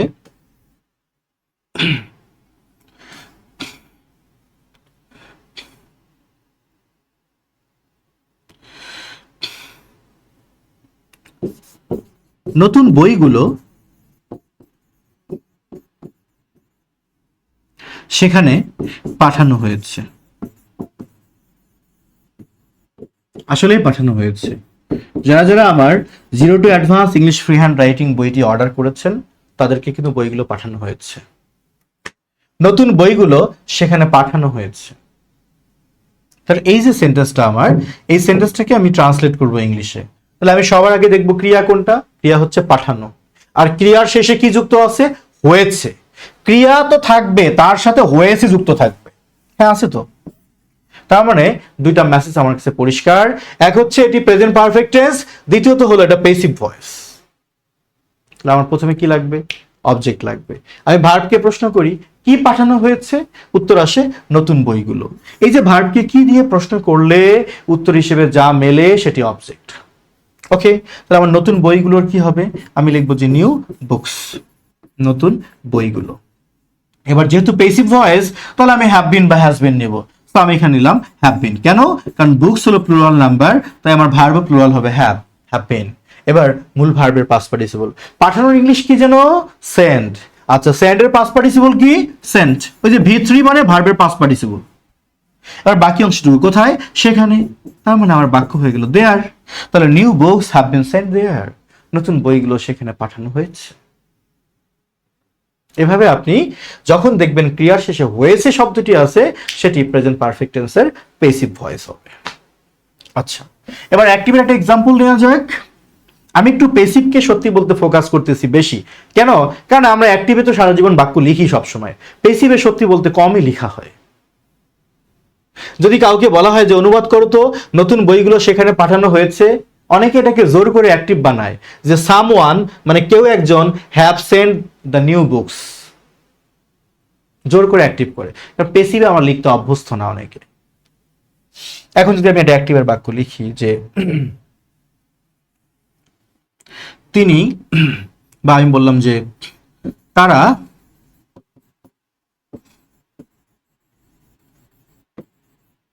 আমাকে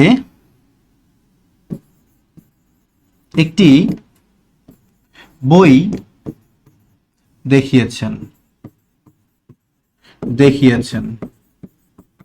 বা তিনি আমাকে একটি বই দেখিয়েছেন। সে আমাকে এটা অনুবাদ করতে হবে। তাহলে বোঝাই যাচ্ছে কাজটা কে করছে? তিনি, মানে সাবজেক্ট এখানে আছে। আর এছাড়াও এর অ্যাক্টিভ ভয়েস, এছাড়াও এটা যে অ্যাক্টিভ তার প্রমাণ হচ্ছে এখানে দেখিয়েছেন, এই যে আসেন আছে। ক্রিয়ার শেষে আসি, আসো, আসেন থাকা মানে প্রেজেন্ট পারফেক্ট টেন্স এবং অ্যাক্টিভ ভয়েস। তাহলে আমাকে শুরু করতে হবে বাক্যটি সাবজেক্ট দিয়ে। কে দেখিয়েছেন? তিনি। তাহলে তিনির ইংলিশ কি? শি। তাহলে আমি লিখলাম শি। এবার প্রেজেন্ট পারফেক্ট টেন্সের অ্যাক্টিভ মানে সাবজেক্টের পরে হ্যাভ বা হ্যাজ হবে, সো আমি শি এর পরে হ্যাজ নিব। হিও লিখতে পারেন হ্যাজ। এবার দেখানোর ইংলিশ কি? শো। শো এর পাস্ট পার্টিসিপল কি? শোড। আপনি লিখতে পারেন অনেক কিছু, ডিসপ্লে থেকে ডিসপ্লেড, ডেমনস্ট্রেট থেকে ডেমনস্ট্রেটেড, আপনার যা মন চাই লিখেন, দেখাইলেই হলো। আচ্ছা, এবার কাকে দেখিয়েছেন? আমাকে, মি। কি দেখিয়েছেন? একটি বই, আ বুক। এখানে দুইটা অবজেক্ট, মি এবং a book. She has showed me a book, তিনি আমাকে একটি বই দেখিয়েছেন। সর্বশেষ বলবো, যখন দেখবেন ক্রিয়ার শেষে আসি, আসো, আসে, আসেন থাকে, সেটি প্রেজেন্ট পারফেক্ট টেন্স এবং অবশ্যই সেটি অ্যাক্টিভ ভয়েস। আর যখন দেখবেন ক্রিয়ার শেষে হয়েছি শব্দটি যুক্ত আছে, সেটিও প্রেজেন্ট পারফেক্ট টেন্স, কিন্তু সেটা পেসিভ ভয়েস। এক বিশাল ওয়াজ মাহফিলের আয়োজন করা হইয়াছে, অ্যাক্টিভ না পেসিভ? পেসিভ। আপনাদেরকে আমন্ত্রণ জানানো হয়েছে, কি? পেসিভ। আমি যদি বলি একটি সেমিনার বা সভার আয়োজন করা হয়েছে, কি? পেসিভ। তাহলে এরকম যখনই দেখবেন ক্রিয়ার শেষে হয়েছে শব্দটি যুক্ত থাকবে, তখনই আপনারা বুঝে নেবেন সেটি হলো পেসিভ।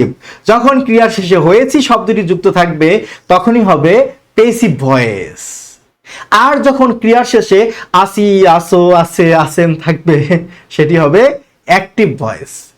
এই দুইটা বিষয় যদি আপনি মনে রাখতে পারেন, তাহলে প্রেজেন্ট পারফেক্ট টেন্সের অ্যাক্টিভ ভয়েস এবং পেসিভ ভয়েস আপনার পক্ষে সহজে লেখা সম্ভব।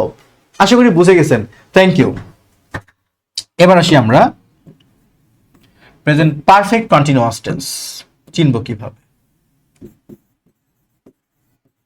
Present perfect continuous tense,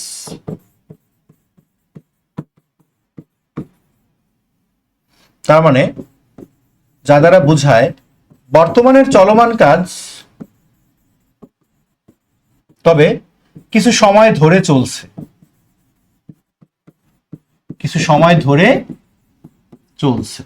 present continuous tense মানে বর্তমানের চলমান কাজ। পার্থক্যটা হলো প্রেজেন্ট কন্টিনিউয়াস টেন্সের ক্ষেত্রে আমরা যেটা বুঝি যে কোনো সময়ের উল্লেখ থাকে না, সাধারণভাবে বর্তমানে একটা কাজ চলছে বুঝালে আমরা কি? প্রেজেন্ট কন্টিনিউয়াস টেন্স মনে করি। বাট যখন একটা সময় ধরে কাজটি চলমান, তখন আমরা তাকে বলি কি? Present perfect continuous tense. This is the main difference between present continuous tense and present perfect continuous tense. যাই হোক, আমরা এখন এটাকে অ্যাক্টিভ এবং পেসিভে বুঝবো কিভাবে। অ্যাক্টিভ এবং প্যাসিভ আমরা বুঝবো কিভাবে। অ্যাক্টিভ ভয়েস বনাম প্যাসিভ ভয়েস।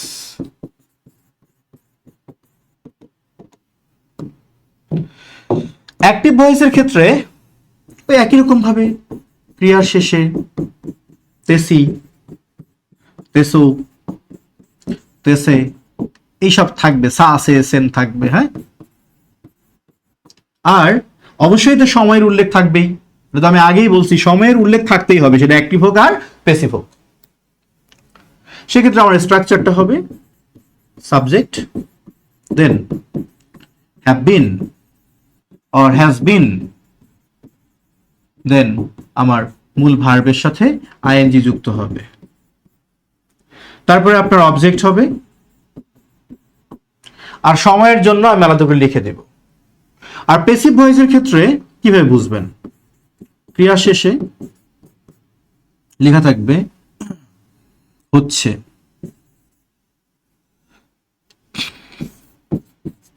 অথবা হইতেছে থাকবে। আর প্যাসিভের স্ট্রাকচার হচ্ছে প্রথমে অবজেক্ট নিব, তারপর আমি হ্যাভ বিন নিব এবং তার সাথে বিং, হ্যাভ বিন বিং অথবা has been being, then V3, তারপর আমার অবশিষ্ট অংশ যা আছে তাই এক্সটেনশন। অবশ্যই মনে রাখবেন যে সেখানে সময়ের উল্লেখ থাকবে।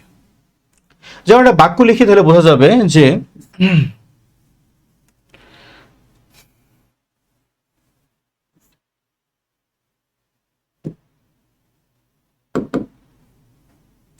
একটা দোকানের সামনে লেখা আছে, এখানে গত 30 বছর ধরে সুস্বাদু রুটি বিক্রি করা হচ্ছে।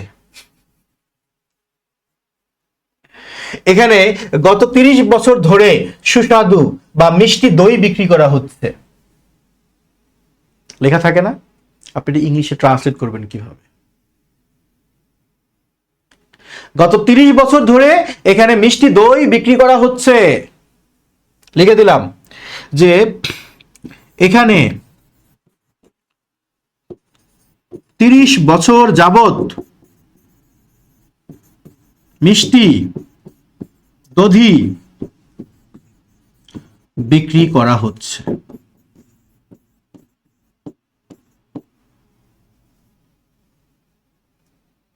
এক্সাম্পলগুলো আমি একটু ভিন্ন ধর্মী দেই। কেন? কারণ আমার ইংলিশ ফ্রি হ্যান্ড রাইটিং কোর্সের আমার একটা স্বপ্ন আছে। স্বপ্ন হলো আমার কোর্স করে কেউ যেন যা মন চায় তাই লিখতে পারে ইংলিশে। শুধু আমি ভাত খাই, রহিম স্কুলে যায়, এগুলো না। ওর যা মন চায় ও যেন তা লিখতে পারে, সেজন্য একটা ট্রান্সলেটর হতে পারে। আমার স্বপ্ন এইটুকু। সুতরাং এই জন্য আমি আগে থেকে কোনো কন্টেন্ট বানাই না ভাই। আমার মাথায় যখন যা আসে আমি তাই লিখি, তাই এক্সাম্পল দিই, তাই দিয়ে বুঝাই। একদম কন্টেন্টে সব সাজানো থাকবে, আমি শুধু স্টিক দিয়ে বুঝাই দিব। A for Apple, B for ball, C for cat, D for dog. বাচ্চাদের পড়ালেখা। যদিও দিন শেষে এই ধরনের সাজানো গোছানো কন্টেন্ট যে ক্লাস নেয় সেই জনপ্রিয় টিচার। আর সেই টিচার সবচেয়ে অজনপ্রিয় যে এরকম করে লিখতে দেয়। আমি জানি এটার কারণে অনেকে আমার কোর্সে ভর্তি হয় না। কারণ একটাই, যে রুবেল রানা তার একটা খারাপ বৈশিষ্ট্য হলো সে প্রচুর লিখায় আর তার সাথে আমাকে লিখে নিতে হয়। না, তার কোর্স আমি করব না। তুমি না করলা, so what, I don't care. আমি অল্প কয়েকজন স্টুডেন্ট পড়াতে চাই যারা আমার মতো পরিশ্রম করতে রাজি। আমি অল্প কয়েকজন শিক্ষার্থীকে নিয়ে আমার ব্যাচ চালু করতে চাই যারা আমার প্রত্যেকটা কথাকে সম্মান জানিয়ে নির্দেশনা মতো কাজ করতে পারবে। তাদেরকে নিয়ে আমার তো এক গাদা স্টুডেন্ট দরকার নেই। আর রাইটিং সবার জন্য না। কষ্ট পেলেন মনে? কষ্ট পেলেন না, এটাই বাস্তব কথা। সবার জন্য রাইটিং না, প্রিলি সবার জন্য। ইংলিশ গ্রামার পড়বে, ভোকাবুলারি পড়ার কোনো নাম নেই, শুধু গ্রামারের রুলস। সারা জীবন রাইট ফর্ম অফ ভার্ব, কি পাইছে একটা topic, right forms of verb. আমার মাঝে মাঝে মাথায় ঢোকে না ভাই, তুমি ক্লাস 6-এ রাইট ফর্মস অফ ভার্ব শিখছো, 7-এ গিয়েও শিখতেছো রাইট ফর্ম অফ ভার্বস, 8-এ গিয়েও তুমি শিখতেছো রাইট ফর্ম অফ ভার্ব, 9-এ গিয়েও রাইট ফর্ম অফ ভার্ব পড়তেছো, তুমি একাদশ শ্রেণীতে উঠেও রাইট ফর্ম অফ ভার্ব পড়তেছো, ভার্সিটি অ্যাডমিশনে গিয়েও রাইট ফর্ম অফ ভার্ব পড়তেছো, ভাই তুমি ক্যারিয়ারে পড়াশোনা শেষ করে চাকরির জন্য রাইট ফর্ম অফ ভার্ব শিখতেছো। তুমি কি শিখতেছো যে এক জিনিস তোমার সারা জীবন পড়তে হচ্ছে? এই প্রশ্নের উত্তর আছে? উত্তর নাই। কি বলুন, ভুলে যাই? ভুলে যাও কেন ভাই? তুমি তো আসল জিনিস পড়ো না। আমি কি পড়াতে গিয়ে কোথায় গেলাম তবু একটু বলি, তবু একটু না বললে পারতেছি না। আমি এটা বুঝাবো, এখানে আসবো। একটা ভার্ব, রাইট, এই ভার্বটা কয়টা স্টাইলে আমি ব্যবহার করতে পারি? এই ভার্বটা V1 প্রেজেন্ট ফর্ম হতে পারে, এই ভার্বটার V2 পাস্ট ফর্ম হতে পারে, এই ভার্বটার V3 পাস্ট পার্টিসিপল হতে পারে, এই ভার্বটার সাথে আইএনজি হয়ে প্রেজেন্ট পার্টিসিপল হতে পারে, তাই না?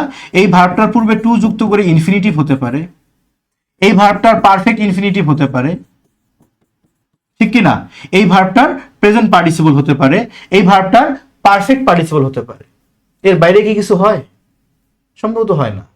তো আমি যদি এত রুলসের ঝামেলায় না গিয়ে আমি V1, V2, V3, present participle, past participle, infinitive, perfect ইনফিনিটিভের ব্যবহার শিখি, তাহলে তো আমার মনে হয় রাইট ফর্ম অফ ভার্ব নতুন করে পড়ার কিছু নাই। আমরা মূল জিনিস শিখি না। যেমন আমরা পার্টস অফ স্পিচ না শিখেই জেরান পার্টিসিপল নির্ণয় করার জন্য মরিয়া হয়ে যাই যে এটার নাম জেরান নাকি পার্টিসিপল, অথচ আমি পার্টস অফ স্পিচই চিনি না। এরকম একটা বিষয় আর কি। এই জন্য বলি যে রাইটিং আসলে সবার জন্য না। যারা ধৈর্যশীল, অত্যন্ত ধৈর্য শক্তি নিয়ে শিখতে চায়, তাদের জন্য ইংলিশ রাইটিং স্কিল সমৃদ্ধ করা কোনো কঠিন কাজ না। যদি তার একজন ভালো মেন্টর থাকে আর যদি তার কাছে একটি ভালো অনুশীলন করার মতো বই থাকে, আপনি নিশ্চিত থাকবেন বাংলাদেশে ইংলিশ ফ্রি হ্যান্ড রাইটিং ধরে ধরে অনুশীলন করার জন্য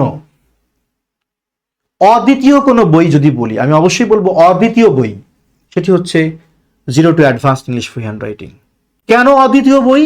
এটা বোঝার জন্য আপনাকে এই বইটা সংগ্রহ করতে হবে, প্লাস আপনার কাছে যেটা সবচেয়ে বেস্ট বুক মনে হয় ওইটা কাছে নিতে হবে। দুইটাকে এক জায়গায় করলে আপনি বুঝতে পারবেন যে আমি কেন বলেছি এটি অদ্বিতীয়।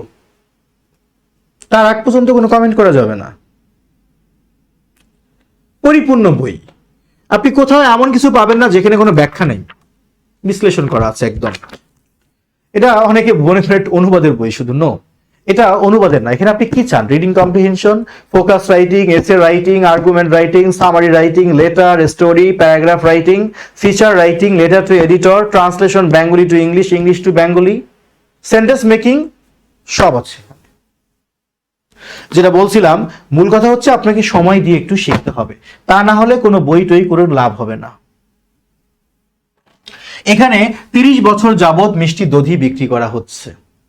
যদি এই 30 বছর অংশটুকু না থাকতো, যদি শুধু বলা হতো এখানে মিষ্টি দধি বিক্রি করা হচ্ছে, তাহলে নিঃসন্দেহে এটা শুধু প্রেজেন্ট কন্টিনিউয়াস টেন্স হলো। তাহলে এটা হতো প্রেজেন্ট কন্টিনিউয়াস টেন্স। যখনই আমি লিখলাম এটা সময়ের উল্লেখ, যে এখানে 30 বছর যাবত, তখন এটা হয়ে গেল প্রেজেন্ট পারফেক্ট কন্টিনিউয়াস। ঠিক আছে? আচ্ছা, এখন আমরা এটাকে দেখব অ্যাক্টিভ নাকি প্যাসিভ। এই যে ক্রিয়াটা কি? বিক্রি করা। ক্রিয়া শেষে কি আছে? হচ্ছে। তো আমি বলেছিলাম যখন ক্রিয়ার শেষে হচ্ছে শব্দটি থাকবে তখন সেটি প্রেজেন্ট পারফেক্ট টেন্স এবং প্যাসিভ ভয়েস হবে। ক্রিয়ার শেষে হচ্ছে শব্দটি থাকলে সেটি হবে প্রেজেন্ট পারফেক্ট টেন্স এবং তার নাম কি হবে? প্যাসিভ ভয়েস হবে। তাহলে আমার বাক্যটা ছিল এখানে 30 বছর যাবত মিষ্টি দধি বিক্রি করা হচ্ছে। মুছে গেছিল, বিক্রি করা হচ্ছে। এই যে ক্রিয়া শেষে হচ্ছে মানে প্রেজেন্ট পারফেক্ট প্যাসিভ। অবজেক্ট নেই, কি বিক্রি করা হচ্ছে? মিষ্টি দধি। তাহলে আমি লিখবো সুইট কার্ড, মিষ্টি দধি। দধি হচ্ছে আনকাউন্টেবল নাউন, একে প্লুরাল করা যাবে না। এবার যেহেতু প্রেজেন্ট পারফেক্ট টেন্সের প্যাসিভ ভয়েস, তাহলে আমাকে হ্যাভ বিন বিং অথবা হ্যাজ বিন বিং নিতে হবে। সো আমি নিলাম হ্যাজ বিন বিং। এবার মূল ভার্বের পাস্ট পার্টিসিপল। বিক্রি করার ইংলিশ কি? সেল। সেলের পাস্ট পার্টিসিপল কি?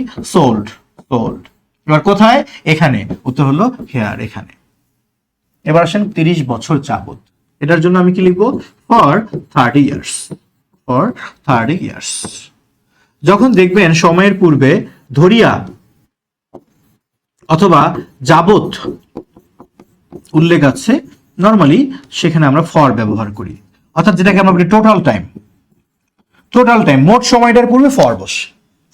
আর যখন দেখবেন হইতে বা থেকে, হইতে অথবা থেকে, যদি বলা হয় যে 1980 সাল হইতে এখানে দই বিক্রি করা হচ্ছে, এরকম সে, তখন আমরা নেই কি সিন্স, যেটাকে আমরা বলি স্টার্টিং পিরিয়ড, মানে কাজটা কখন শুরু হলো সেই সময়ের কথা বললে সিন্স, আর কখন শুরু হয়েছে এটা বলা নেই, তবে টোটাল টাইমটা আছে, মোট সময়, তখন তার পূর্বে কি বুঝবে?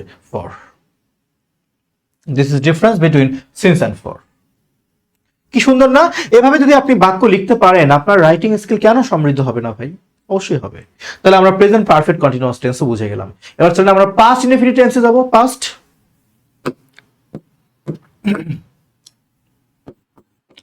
পাস্ট ইনডেফিনিট টেন্স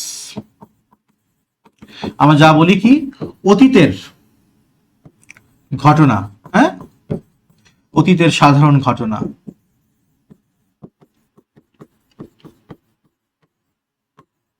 আমরা চিনবো কিভাবে অ্যাক্টিভ নাকি প্যাসিভ, আর যখন চিনবো তখন আমার স্ট্রাকচার কি হবে? অ্যাক্টিভ ভয়েসের ক্ষেত্রে যেটা হবে, অ্যাক্টিভ ভয়েসের ক্ষেত্রে ক্রিয়ার শেষে শুধু ল লে লাম থাকবে, ক্রিয়ার শেষে ল লে এবং লাম বা লেন যুক্ত থাকে। আর সেক্ষেত্রে আমার স্ট্রাকচার হবে, প্রথমে আমি সাবজেক্ট নিব নরমালি, তারপর আমি V2 দ্যাট মিন্স ভার্বের পাস্ট ফর্ম, এরপর আমার অবজেক্ট কমপ্লিমেন্ট যা লাগে আমি তাই নিব। আর প্যাসিভ হলে প্রথমে আমি অবজেক্ট নিব চেনার উপায়, সেক্ষেত্রে আমার ক্রিয়ার শেষে হয়েছিল শব্দটি যুক্ত থাকবে, হয়েছিল, হয়েছিল। স্ট্রাকচার হবে, প্রথমে আমি অবজেক্ট নিব, তারপরে ওয়াজ অথবা ওয়্যার, তারপরে আমার V3 এক্সটেনশন নেব। তাহলে যখন আমরা দেখব ক্রিয়ার শেষে হয়েছিল শব্দটি থাকবে, হয়েছিল শব্দটি থাকলে সেক্ষেত্রে আমরা কি করব? হয়েছিল শব্দটি তাহলে ধরে নিব সেটি পাস্ট টেন্স এবং সেটি প্যাসিভ ভয়েস, পাস্ট টেন্স এবং সেটি প্যাসিভ ভয়েস, এবং তাকে অনুবাদ করার জন্য আমরা প্রথমে বাক্যের অবজেক্ট নিব, তারপরে ওয়াজ বা ওয়্যার নিব, এরপরে V3 বা ভার্বের পাস্ট পার্টিসিপল ফর্ম নিয়ে বাকি অংশটুকু নিলেই হয়ে গেল। যেমন একটা বাক্য লিখি,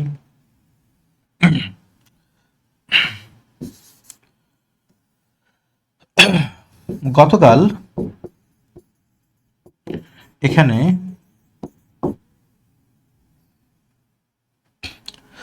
তাদেরকে নিমন্ত্রণ করা হয়েছিল। আচ্ছা, আমি একটা জায়গায় গেলাম, গিয়ে বললাম হ্যাঁ আমরা আজ এখানে এসেছি, গতকাল তাদেরকে এখানে নিমন্ত্রণ করা হয়েছিল। আপনি একটু কমেন্ট করে জানান তো আমাকে, যেটা অ্যাক্টিভ ভয়েস আর প্যাসিভ ভয়েস এর মধ্যে এক্স্যাক্টলি কোন ভয়েস হওয়ার কথা? গতকাল তাদেরকে এখানে নিমন্ত্রণ করা হয়েছিল, গতকাল তাদেরকে এখানে নিমন্ত্রণ করা হয়েছিল, এটি কোন ভয়েস হবে? অ্যাক্টিভ নাকি প্যাসিভ? ঝটপট জানিয়ে দিবেন, অ্যাক্টিভ নাকি প্যাসিভ। গতকাল এখানে তাদেরকে নিমন্ত্রণ করা হয়েছিল,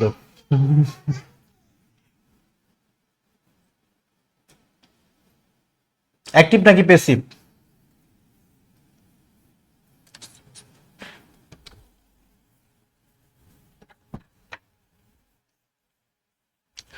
অবশ্যই অবশ্যই এটি হলো প্যাসিভ ভয়েস। কেন? নিমন্ত্রণ করা হয়েছিল, ভাই একা একা তো নিমন্ত্রণ পায়নি, কারো দ্বারা করা হয়েছিল, তাই না? আর এছাড়াও ক্রিয়ার শেষে হয়েছিল শব্দটি আছে, সুতরাং এটি পাস্ট টেন্সের প্যাসিভ ভয়েস। তাহলে আমরা আগে কি নিব? অবজেক্ট নিব, অবজেক্ট। এন্ড প্রশ্ন করেন কাকে নিমন্ত্রণ করা হয়েছিল? উত্তর হচ্ছে তাদেরকে নিমন্ত্রণ করা হয়েছিল, তার মানে অবজেক্ট।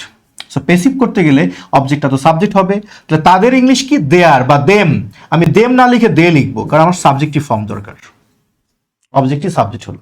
এবার যেহেতু পাস্ট টেন্স, তাহলে ওয়াজ বা ওয়্যার কি লিখবো? Were, they were. এবার নিমন্ত্রণ করার ইংলিশ কি? ইনভাইট। ইনভাইট থেকে ইনভাইটেড। কোথায়? এখানে, হিয়ার। কবে? ইয়েস্টারডে, গতকাল। ইয়েস্টারডে এখানে। আপনি চাইলে সময়টাকে বাক্যের শুরুতেও লিখতে পারেন, মানে yesterday they were invited here. এখন যদি এখানে ইয়েস্টারডে লিখি সমস্যা আছে? কোনো সমস্যা নেই। মানে এই গতকালটা হচ্ছে অ্যাডভার্ব অফ টাইম, সময়, আর এখানে হচ্ছে অ্যাডভার্ব অফ কি? প্লেস। তাহলে অতিরিক্ত অংশ আপনার হয়ে গেল কয়টা? দুইটা। আপনি দুইটাকে দুই দিকে রাখতে পারেন, মানে ব্যালেন্স থাকে। Yesterday they were invited here. আর যদি বলেন যে না আমি দুটোই লিখবো একদিকে, সমস্যা নাই, they were invited here yesterday, গতকাল তাদেরকে এখানে নিমন্ত্রণ করা হয়েছিল। এমন হয় পাস্ট টেন্সের সাথে একটু পরিচিত হলেন, তাই না? তাহলে আমি যদি বলি যে আমাদেরকে সেখানে ডাকা হয়েছিল, গত বছর আমাদেরকে সেখানে ডাকা হয়েছিল, এটাও কিন্তু পাস্ট টেন্সের এবং পেসিভ ভয়েস। যখনই ক্রিয়া শেষে হয়েছিল তখন পেসিভ, আর যখন হয়েছিল না শুধু ল এলাম অ্যাক্টিভ। আমি যদি বলি যে আমরা সেখানে, আমরা স্থানটি পরিদর্শন করলাম, আমরা স্থানটি, খেয়াল করেন, আমরা স্থানটি পরিদর্শন করলাম, আমরা স্থানটি পরিদর্শন করলাম, করলাম। এই যে খেয়াল করেন, সাবজেক্টকে আমরা, ভার্ব কোনটা? পরিদর্শন করলাম। এখানে কি, এখানে কি হয়েছিল আছে? নাই, জাস্ট লাম আছে। সুতরাং এটা পাস্ট টেন্স, অ্যাক্টিভ ভয়েস। আমি সাবজেক্ট নিলাম আমরা থেকে উই, পরিদর্শন করা ইংলিশ কি? ভিজিট, ভিজিট থেকে কি হলো? ভিজিটেড। স্থানটি হচ্ছে the place, we visited the place. এখন যদি আমি এই বাক্যটিকে এইভাবে লিখি, স্থানটি দুইবার পরিদর্শন করা হয়েছিল, স্থানটি দুইবার পরিদর্শন করা হয়েছিল। স্থানটি কয়বার? দুইবার পরিদর্শন করা হয়েছিল। তাহলে আমি কি করব? এই যে ক্রিয়ার শেষে হয়েছিল শব্দটা আছে, আছে কি না? আছে।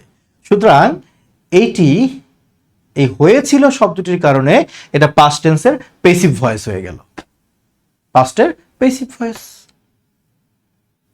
তাহলে অবজেক্ট নিব, অবজেক্ট কোনটা? কি পরিদর্শন করা হয়েছিল? স্থানটি। তাহলে দ্য প্লেস, স্থানটি। এবার পেসিভ করতে গেলে ওয়াজ বা ওয়্যার হবে, প্লেস সিঙ্গুলার নাম্বার তাহলে ওয়াজ। এবার মূল ভার্বের পাস্ট পার্টিসিপল, ভিজিটের পাস্ট পার্টিসিপল কি? ভিজিটেড। এবার বাকি অংশটুকু কয়বার? দুইবার, টুয়াইস। অথবা আপনি লিখতে পারেন টু টাইমস, দুইবার। The place was visited two times, স্থানটি দুইবার পরিদর্শন করা হয়েছিল। ক্লিয়ার? পাস্ট ইনডেফিনিট টেন্স বুঝলাম। Past continuous, past perfect, past perfect continuous বুঝবো এখন? হ্যাঁ বুঝবো, আলোচনার মধ্যে থাকবে। তবে পাস্ট কন্টিনিউয়াস, পাস্ট পারফেক্ট এগুলোর ব্যবহার তুলনামূলক আমরা একটু কমই করি, করলে তো আমরা বুঝবোই, সমস্যা নেই। পাস্ট কন্টিনিউয়াস যেমন সাবজেক্টের পরে কি হবে? ওয়াজ হবে, ওয়্যার হবে, ভার্বের সাথে আইএনজি, আমরা এগুলো আরো শিখবো। তবে আজকে আমি ফিউচার ইনডেফিনিটটা বোঝানো আগে বেশি প্রয়োজন মনে করতেছি, বাকিগুলো বোঝানো হবে। তাহলে আজ আমরা ফিউচার ইনডেফিনিটটা একটু বুঝে নেবো আর একটু, তাহলে আমার নেক্সট ক্লাসে প্র্যাকটিস করার সুবিধা হবে একটু। ফিউচার ইনডেফিনিট টেন্স,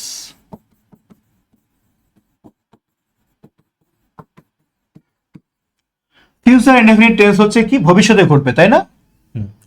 অ্যাক্টিভ ভয়েসের ক্ষেত্রে যেটা হবে, অ্যাক্টিভ ভয়েসের ক্ষেত্রে যা হবে সেটা হলো ক্রিয়ার শেষে ব, বে, বেন যুক্ত থাকে। সেক্ষেত্রে স্ট্রাকচার হলো আগে সাবজেক্ট নিব আমরা, তারপর শ্যাল বা উইল। সত্যি বলতে কি জানেন, শ্যাল উইল না, এখানে যে কোনো মডালস বসতে পারে। শ্যাল উইল অথবা মডালস, যে কোনো মডাল ভাব বসতে পারে। প্রয়োজন মতো ক্যান হতে পারে, মে হতে পারে, মাইট হতে পারে, আমি দেখাবো আমি। তারপরে আমার ভার্বের বেস ফর্ম হবে, এরপরে আমার অবজেক্ট কমপ্লিমেন্ট যা হয় তাই দিলাম। আমি শুধু সংক্ষেপে অবজেক্টই লিখলাম, এত কিছু লিখতে ইচ্ছা করে না। আপনারা বুঝবেন যে অবজেক্ট হতে পারে, কমপ্লিমেন্ট হতে পারে, অ্যাডভার্বিয়াল হতে পারে, আবার কিছু নাও থাকতে পারে। আর যদি আমরা পেসিভ ভয়েস করতে চাই, তাহলে যেটা হয় ক্রিয়ার শেষে হবে শব্দটি থাকবে, হবে,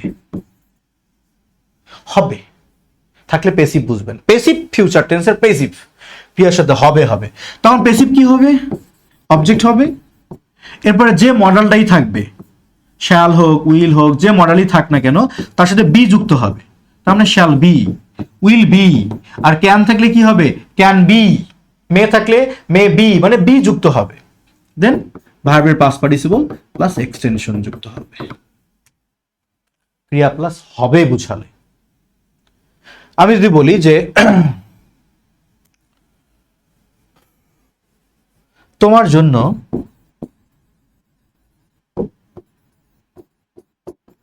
একটি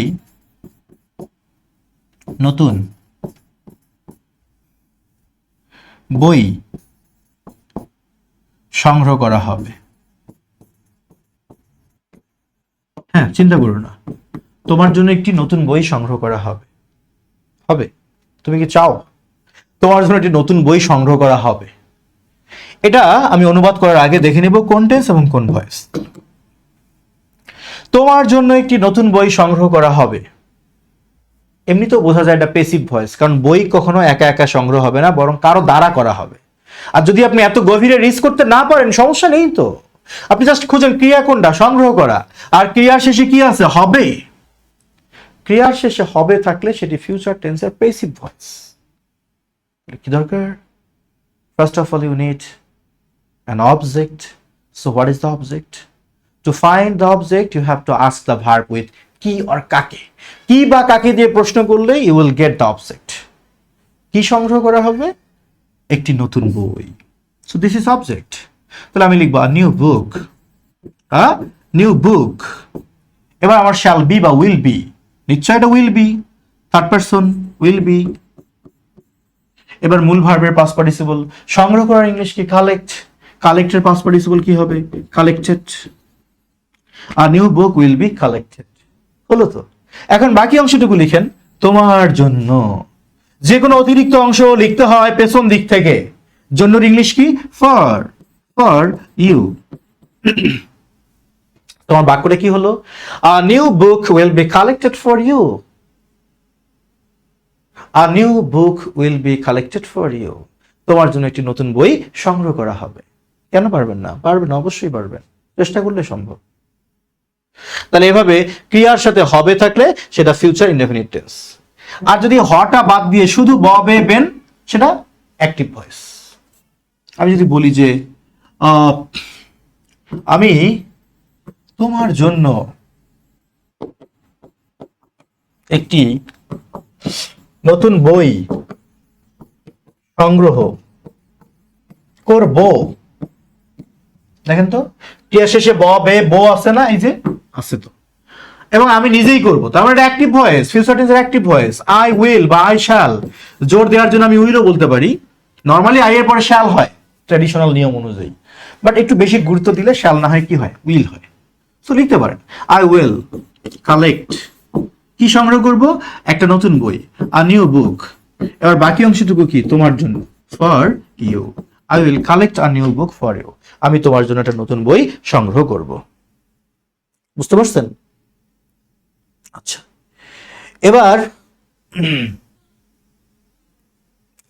এবার আসি আমরা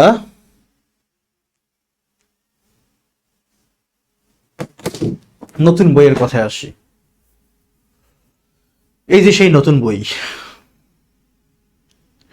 এই নতুন বই যারা এখনো সংগ্রহ করেননি তারা সংগ্রহ করে নেবেন। সংগ্রহ করার উপায় কি? এই যে নাম্বার দেওয়া আছে দেখেন স্ক্রিনে, 016052999524। কমেন্ট করে লাভ নেই, আমরা কমেন্টে রিপ্লাই দিয়ে বই বিক্রি করি না কখনো। এই নাম্বারে একটু আপনাকে হোয়াটসঅ্যাপ করতে হবে। এটা হোয়াটসঅ্যাপ নাম্বার, যে ডিস্ট্রিবিউটর বইটা যার কাছে আমি দিয়েছি উনি হচ্ছে বইটা আপনার কাছে রিস করাবে, পাঠাই দেবে, আপনার কুরিয়ার করে একদম আপনার দরজার গেটে দিয়ে আসবে। 016052999524।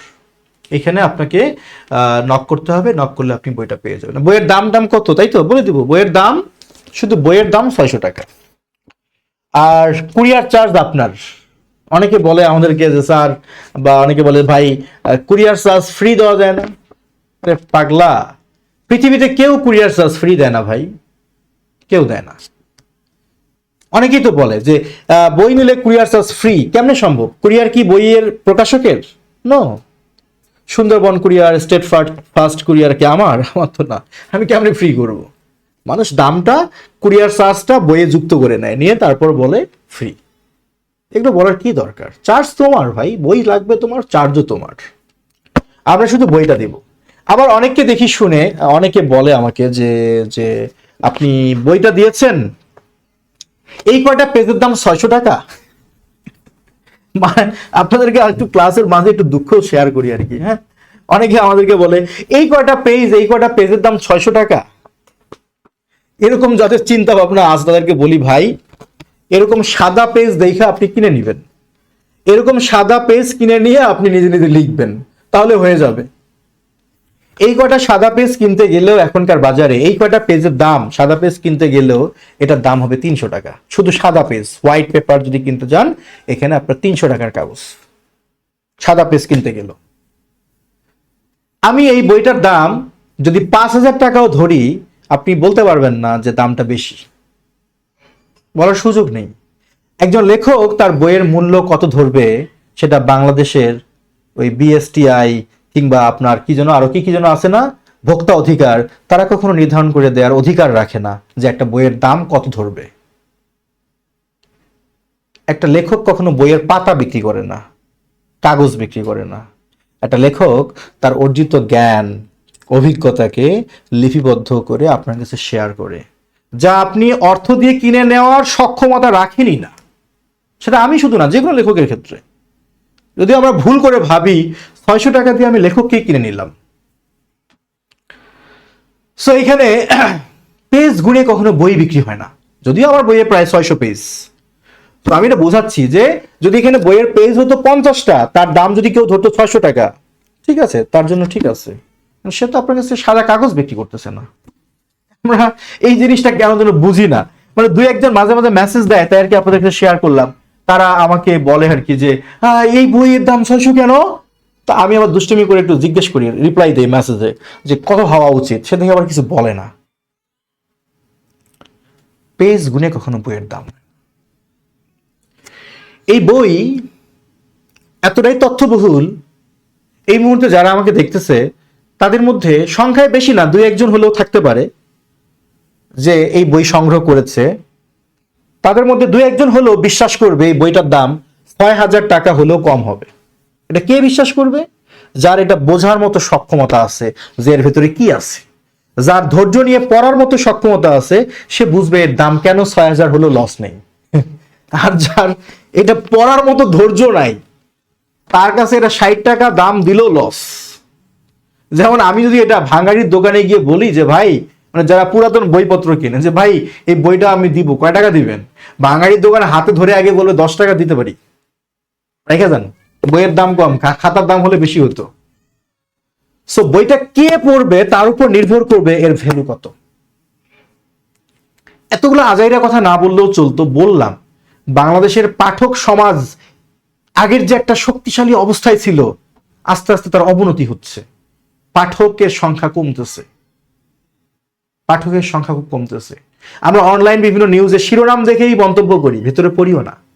মানে পাঠ করার অভ্যাস মানুষের ডে বাই ডে কমতেছে। সমস্যা এখানে। যাই হোক, যারা আমার এই বইটা সংগ্রহ করেছেন তারা একটু কমেন্টে অনেস্ট রিভিউ দিয়েন। টাম দিতে হবে না, আপনি পড়ে আপনার যা মনে হয়েছে তাই বলেন। আপনার অনেস্ট রিভিউ হলেই আমার জন্য অনেক প্রশংসা হয়ে যাবে, আমি জানি, কারণ আমি জানি তো বইয়ে কি আছে। যাক, আমরা আজকে কি বুঝলাম? আজকে আমাদের ইংলিশ ফ্রি হ্যান্ড রাইটিং নতুন ব্যাচের প্রথম ক্লাসে আমরা শিখলাম, সেন্টেন্সের বিভিন্ন অংশের সাথে পরিচিত হলাম, আর গুরুত্বপূর্ণ টেন্স, বিশেষ করে প্রেজেন্টের 4টা টেন্স, পাস্ট ইনডেফিনিট টেন্স এবং ফিউচার টেন্সের সাথে আমরা পরিচিত হলাম। অ্যাক্টিভ এবং প্যাসিভ এর সাথে পরিচিত হলাম। একজন বলেছে, স্যার আমাকে ফ্রিতে কোর্স করতে দিবেন? Thank you so much. সব ফ্রি, সব ফ্রি। আমার ইউটিউব চ্যানেল আর আমার ফেসবুক পেজে এত ক্লাস আছে, যে ক্লাসগুলো আপনি করলে অনেক কিছু শিখতে পারবেন। কিন্তু সত্যি কি জানেন, যে মানুষটা লিখেছে আমাকে ফ্রিতে কোর্স করতে দিবেন, আমি মোটামুটি নিশ্চিত আমার ইউটিউব চ্যানেলে যত ক্লাস আছে ততগুলো ক্লাস দেখার ধৈর্য হয়তো তার নাই, থাকবেই না।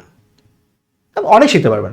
আমার ইউটিউব চ্যানেল কেন, বর্তমানে শিক্ষকরা এত উদার, সোশ্যাল মিডিয়াতে অনেক কন্টেন্টস পাওয়া যায়। আপনি শেখার ইচ্ছা থাকলে আপনার অনেক কিছু শিখতে পারবেন, কিন্তু আমাদের ওই শেখার ইচ্ছাই নাই আর কি। যাই হোক, যে কথা আসছিলাম, অনেকে আমার সাথে আজকের ক্লাসে যুক্ত ছিলেন। এহসানুল ইসলাম, কি অবস্থা, কেমন আছো? অনেকেই যুক্ত ছিলেন, থ্যাংক ইউ সো মাচ। আমরা আগামী ক্লাসে আসলে কি পড়ব?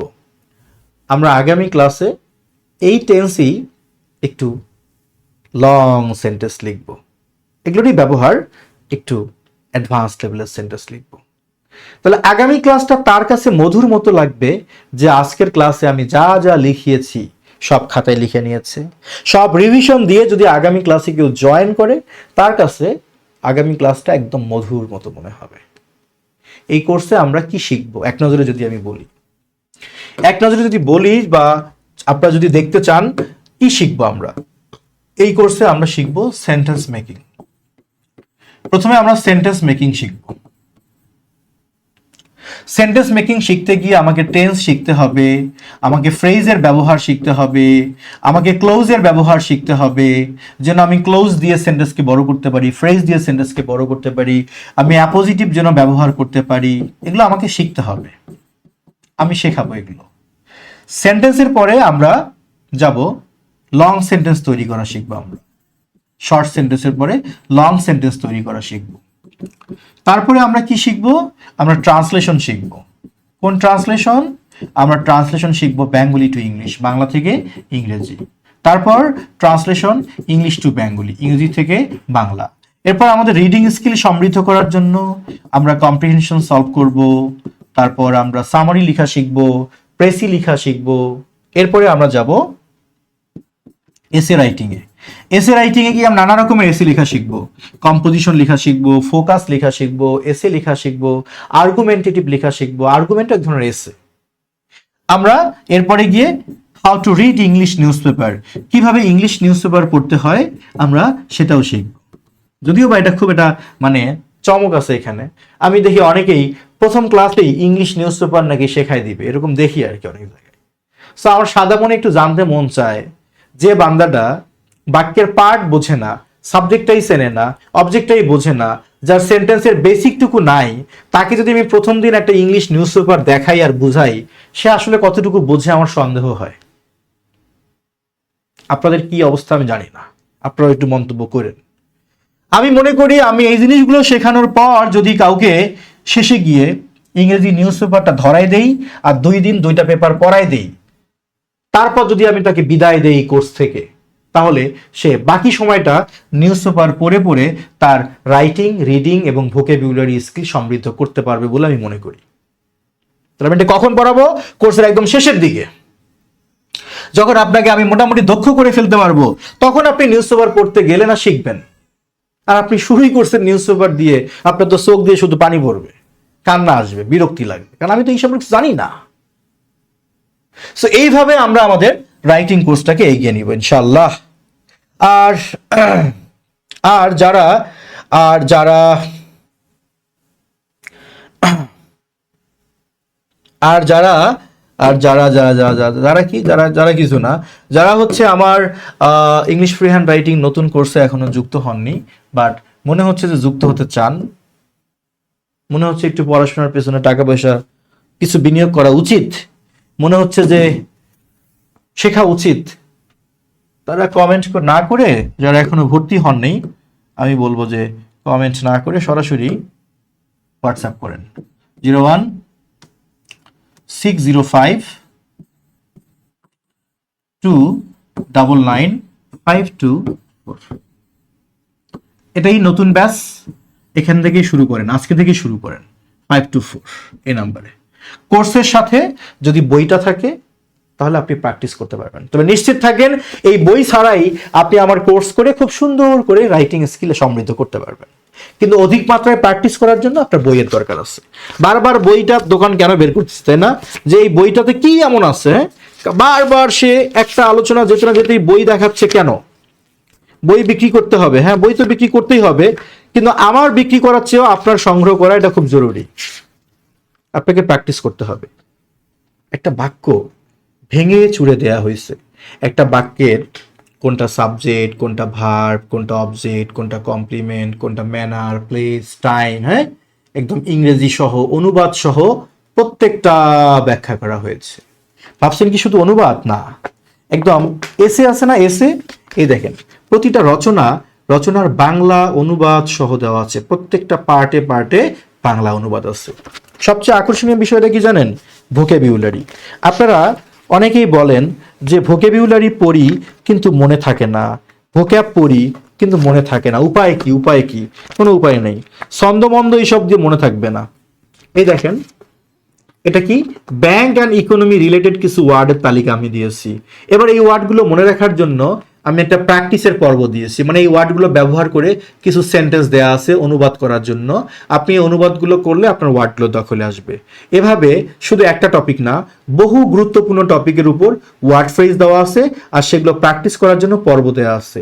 আপনি মন থেকে চাইলে এগুলো অবশ্যই মনে রাখা সম্ভব। কি চান এখানে? এখানে সবই আছে। তাহলে সবার জন্য শুভকামনা রইল, আগামী ক্লাসে অবশ্যই কথা হবে।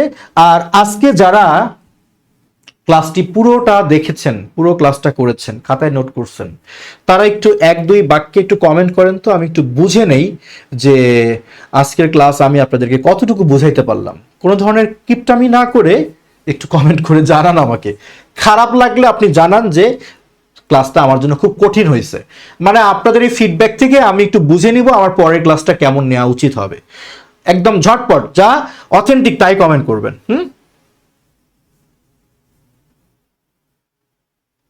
আচ্ছা,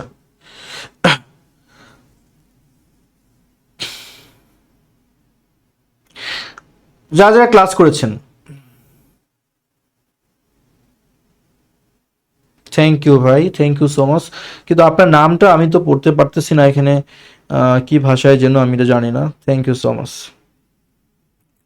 একটু 2-1 লাইনে মন্তব্যটা লিখেন যেন আমার বুঝতে সুবিধা হয় যে আপনি, হ্যাঁ ঠিক, শুধু গুড, বেটার, বেস্ট একটু বোঝা কঠিন হয়ে যায়।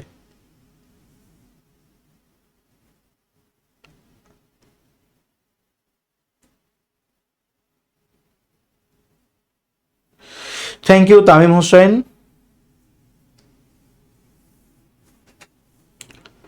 মাহমুদুল ইফানহু।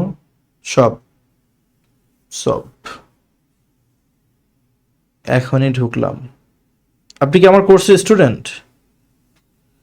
আমার কোর্সের স্টুডেন্ট যদি হয়ে যান তাহলে একটু আজকে আপনাকে সতর্ক করে দেই, এরকম ক্লাসের শেষের দিকে ক্লাসে ঢোকার থেকে না না যাওয়াই ভালো ছিল। আপনি বুঝতে কষ্ট হবে, পরে অভিজ্ঞতা খারাপ হবে। আমার নাম সজীব। জি থ্যাংক ইউ। সাবলীল সহজ লাগছে, ধন্যবাদ শরীফুর রহমান। আচ্ছা,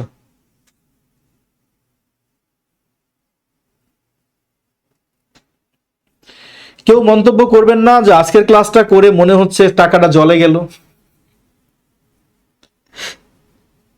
সাদা মনে বলছি স্যার ক্লাসটা অসাধারণ ছিল। যাই হোক, সাদা মনের ডায়লগটা সে শিখে গেছে, থ্যাংক ইউ। আচ্ছা, জয়চন্দ্রনাথ, না কেউ বলবে না। আচ্ছা,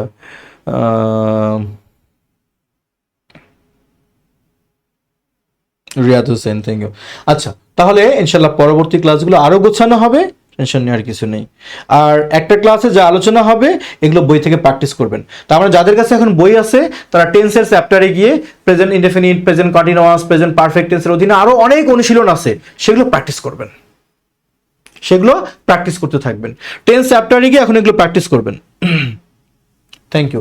প্রতিটা বইয়ের মানে আজকে যেমন আমি প্রেজেন্ট ইনডেফিনিট টেন্স আলোচনা করলাম, ফাইন। এখন আপনার টার্গেট কি? আপনার কাজ কি হবে? আপনার কাজ হলো আপনি টেন্স চ্যাপ্টারে যাবেন, আপনার বইয়ের যেখানে দেখবেন টেন্স লেখা আছে সেই চ্যাপ্টারে যাবেন, গিয়ে আপনি অনেক বাক্য আছে সেগুলো প্র্যাকটিস করবেন।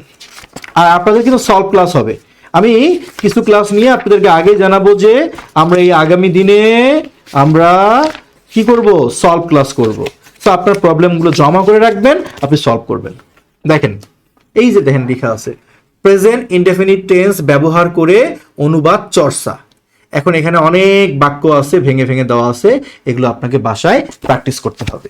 আমি এখানে ক্যামেরায় ভালো দেখাতে পাচ্ছি না, এখানে প্রচুর প্র্যাকটিস আছে, এই প্র্যাকটিসগুলো আপনাকে বাসায় করতে হবে, সব বাক্য প্র্যাকটিস করতে হবে। প্রেজেন্ট কন্টিনিউয়াস টেন্স ব্যবহার করে অনুবাদ চর্চা, এগুলো এখন প্র্যাকটিস করবেন।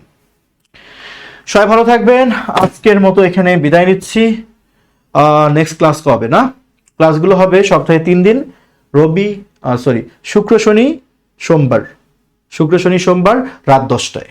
শুক্র শনি সোমবার রাত 10টা, শুক্র শনি সোমবার রাত 10টা। ভালো থাকবেন, আসসালামু আলাইকুম। শেষে সজীবের একটা কমেন্ট পড়তে পড়তে বিদায় নেই। সে লিখেছে, I read your book every night after returning home. My sister gifted me that book. Wow, thank you, thank you. মানে কি ভালো বোন হলে ভাইকে এত সুন্দর একটা বই কিনে উপহার দেয়। আপনার বোনকেও অনেক ধন্যবাদ।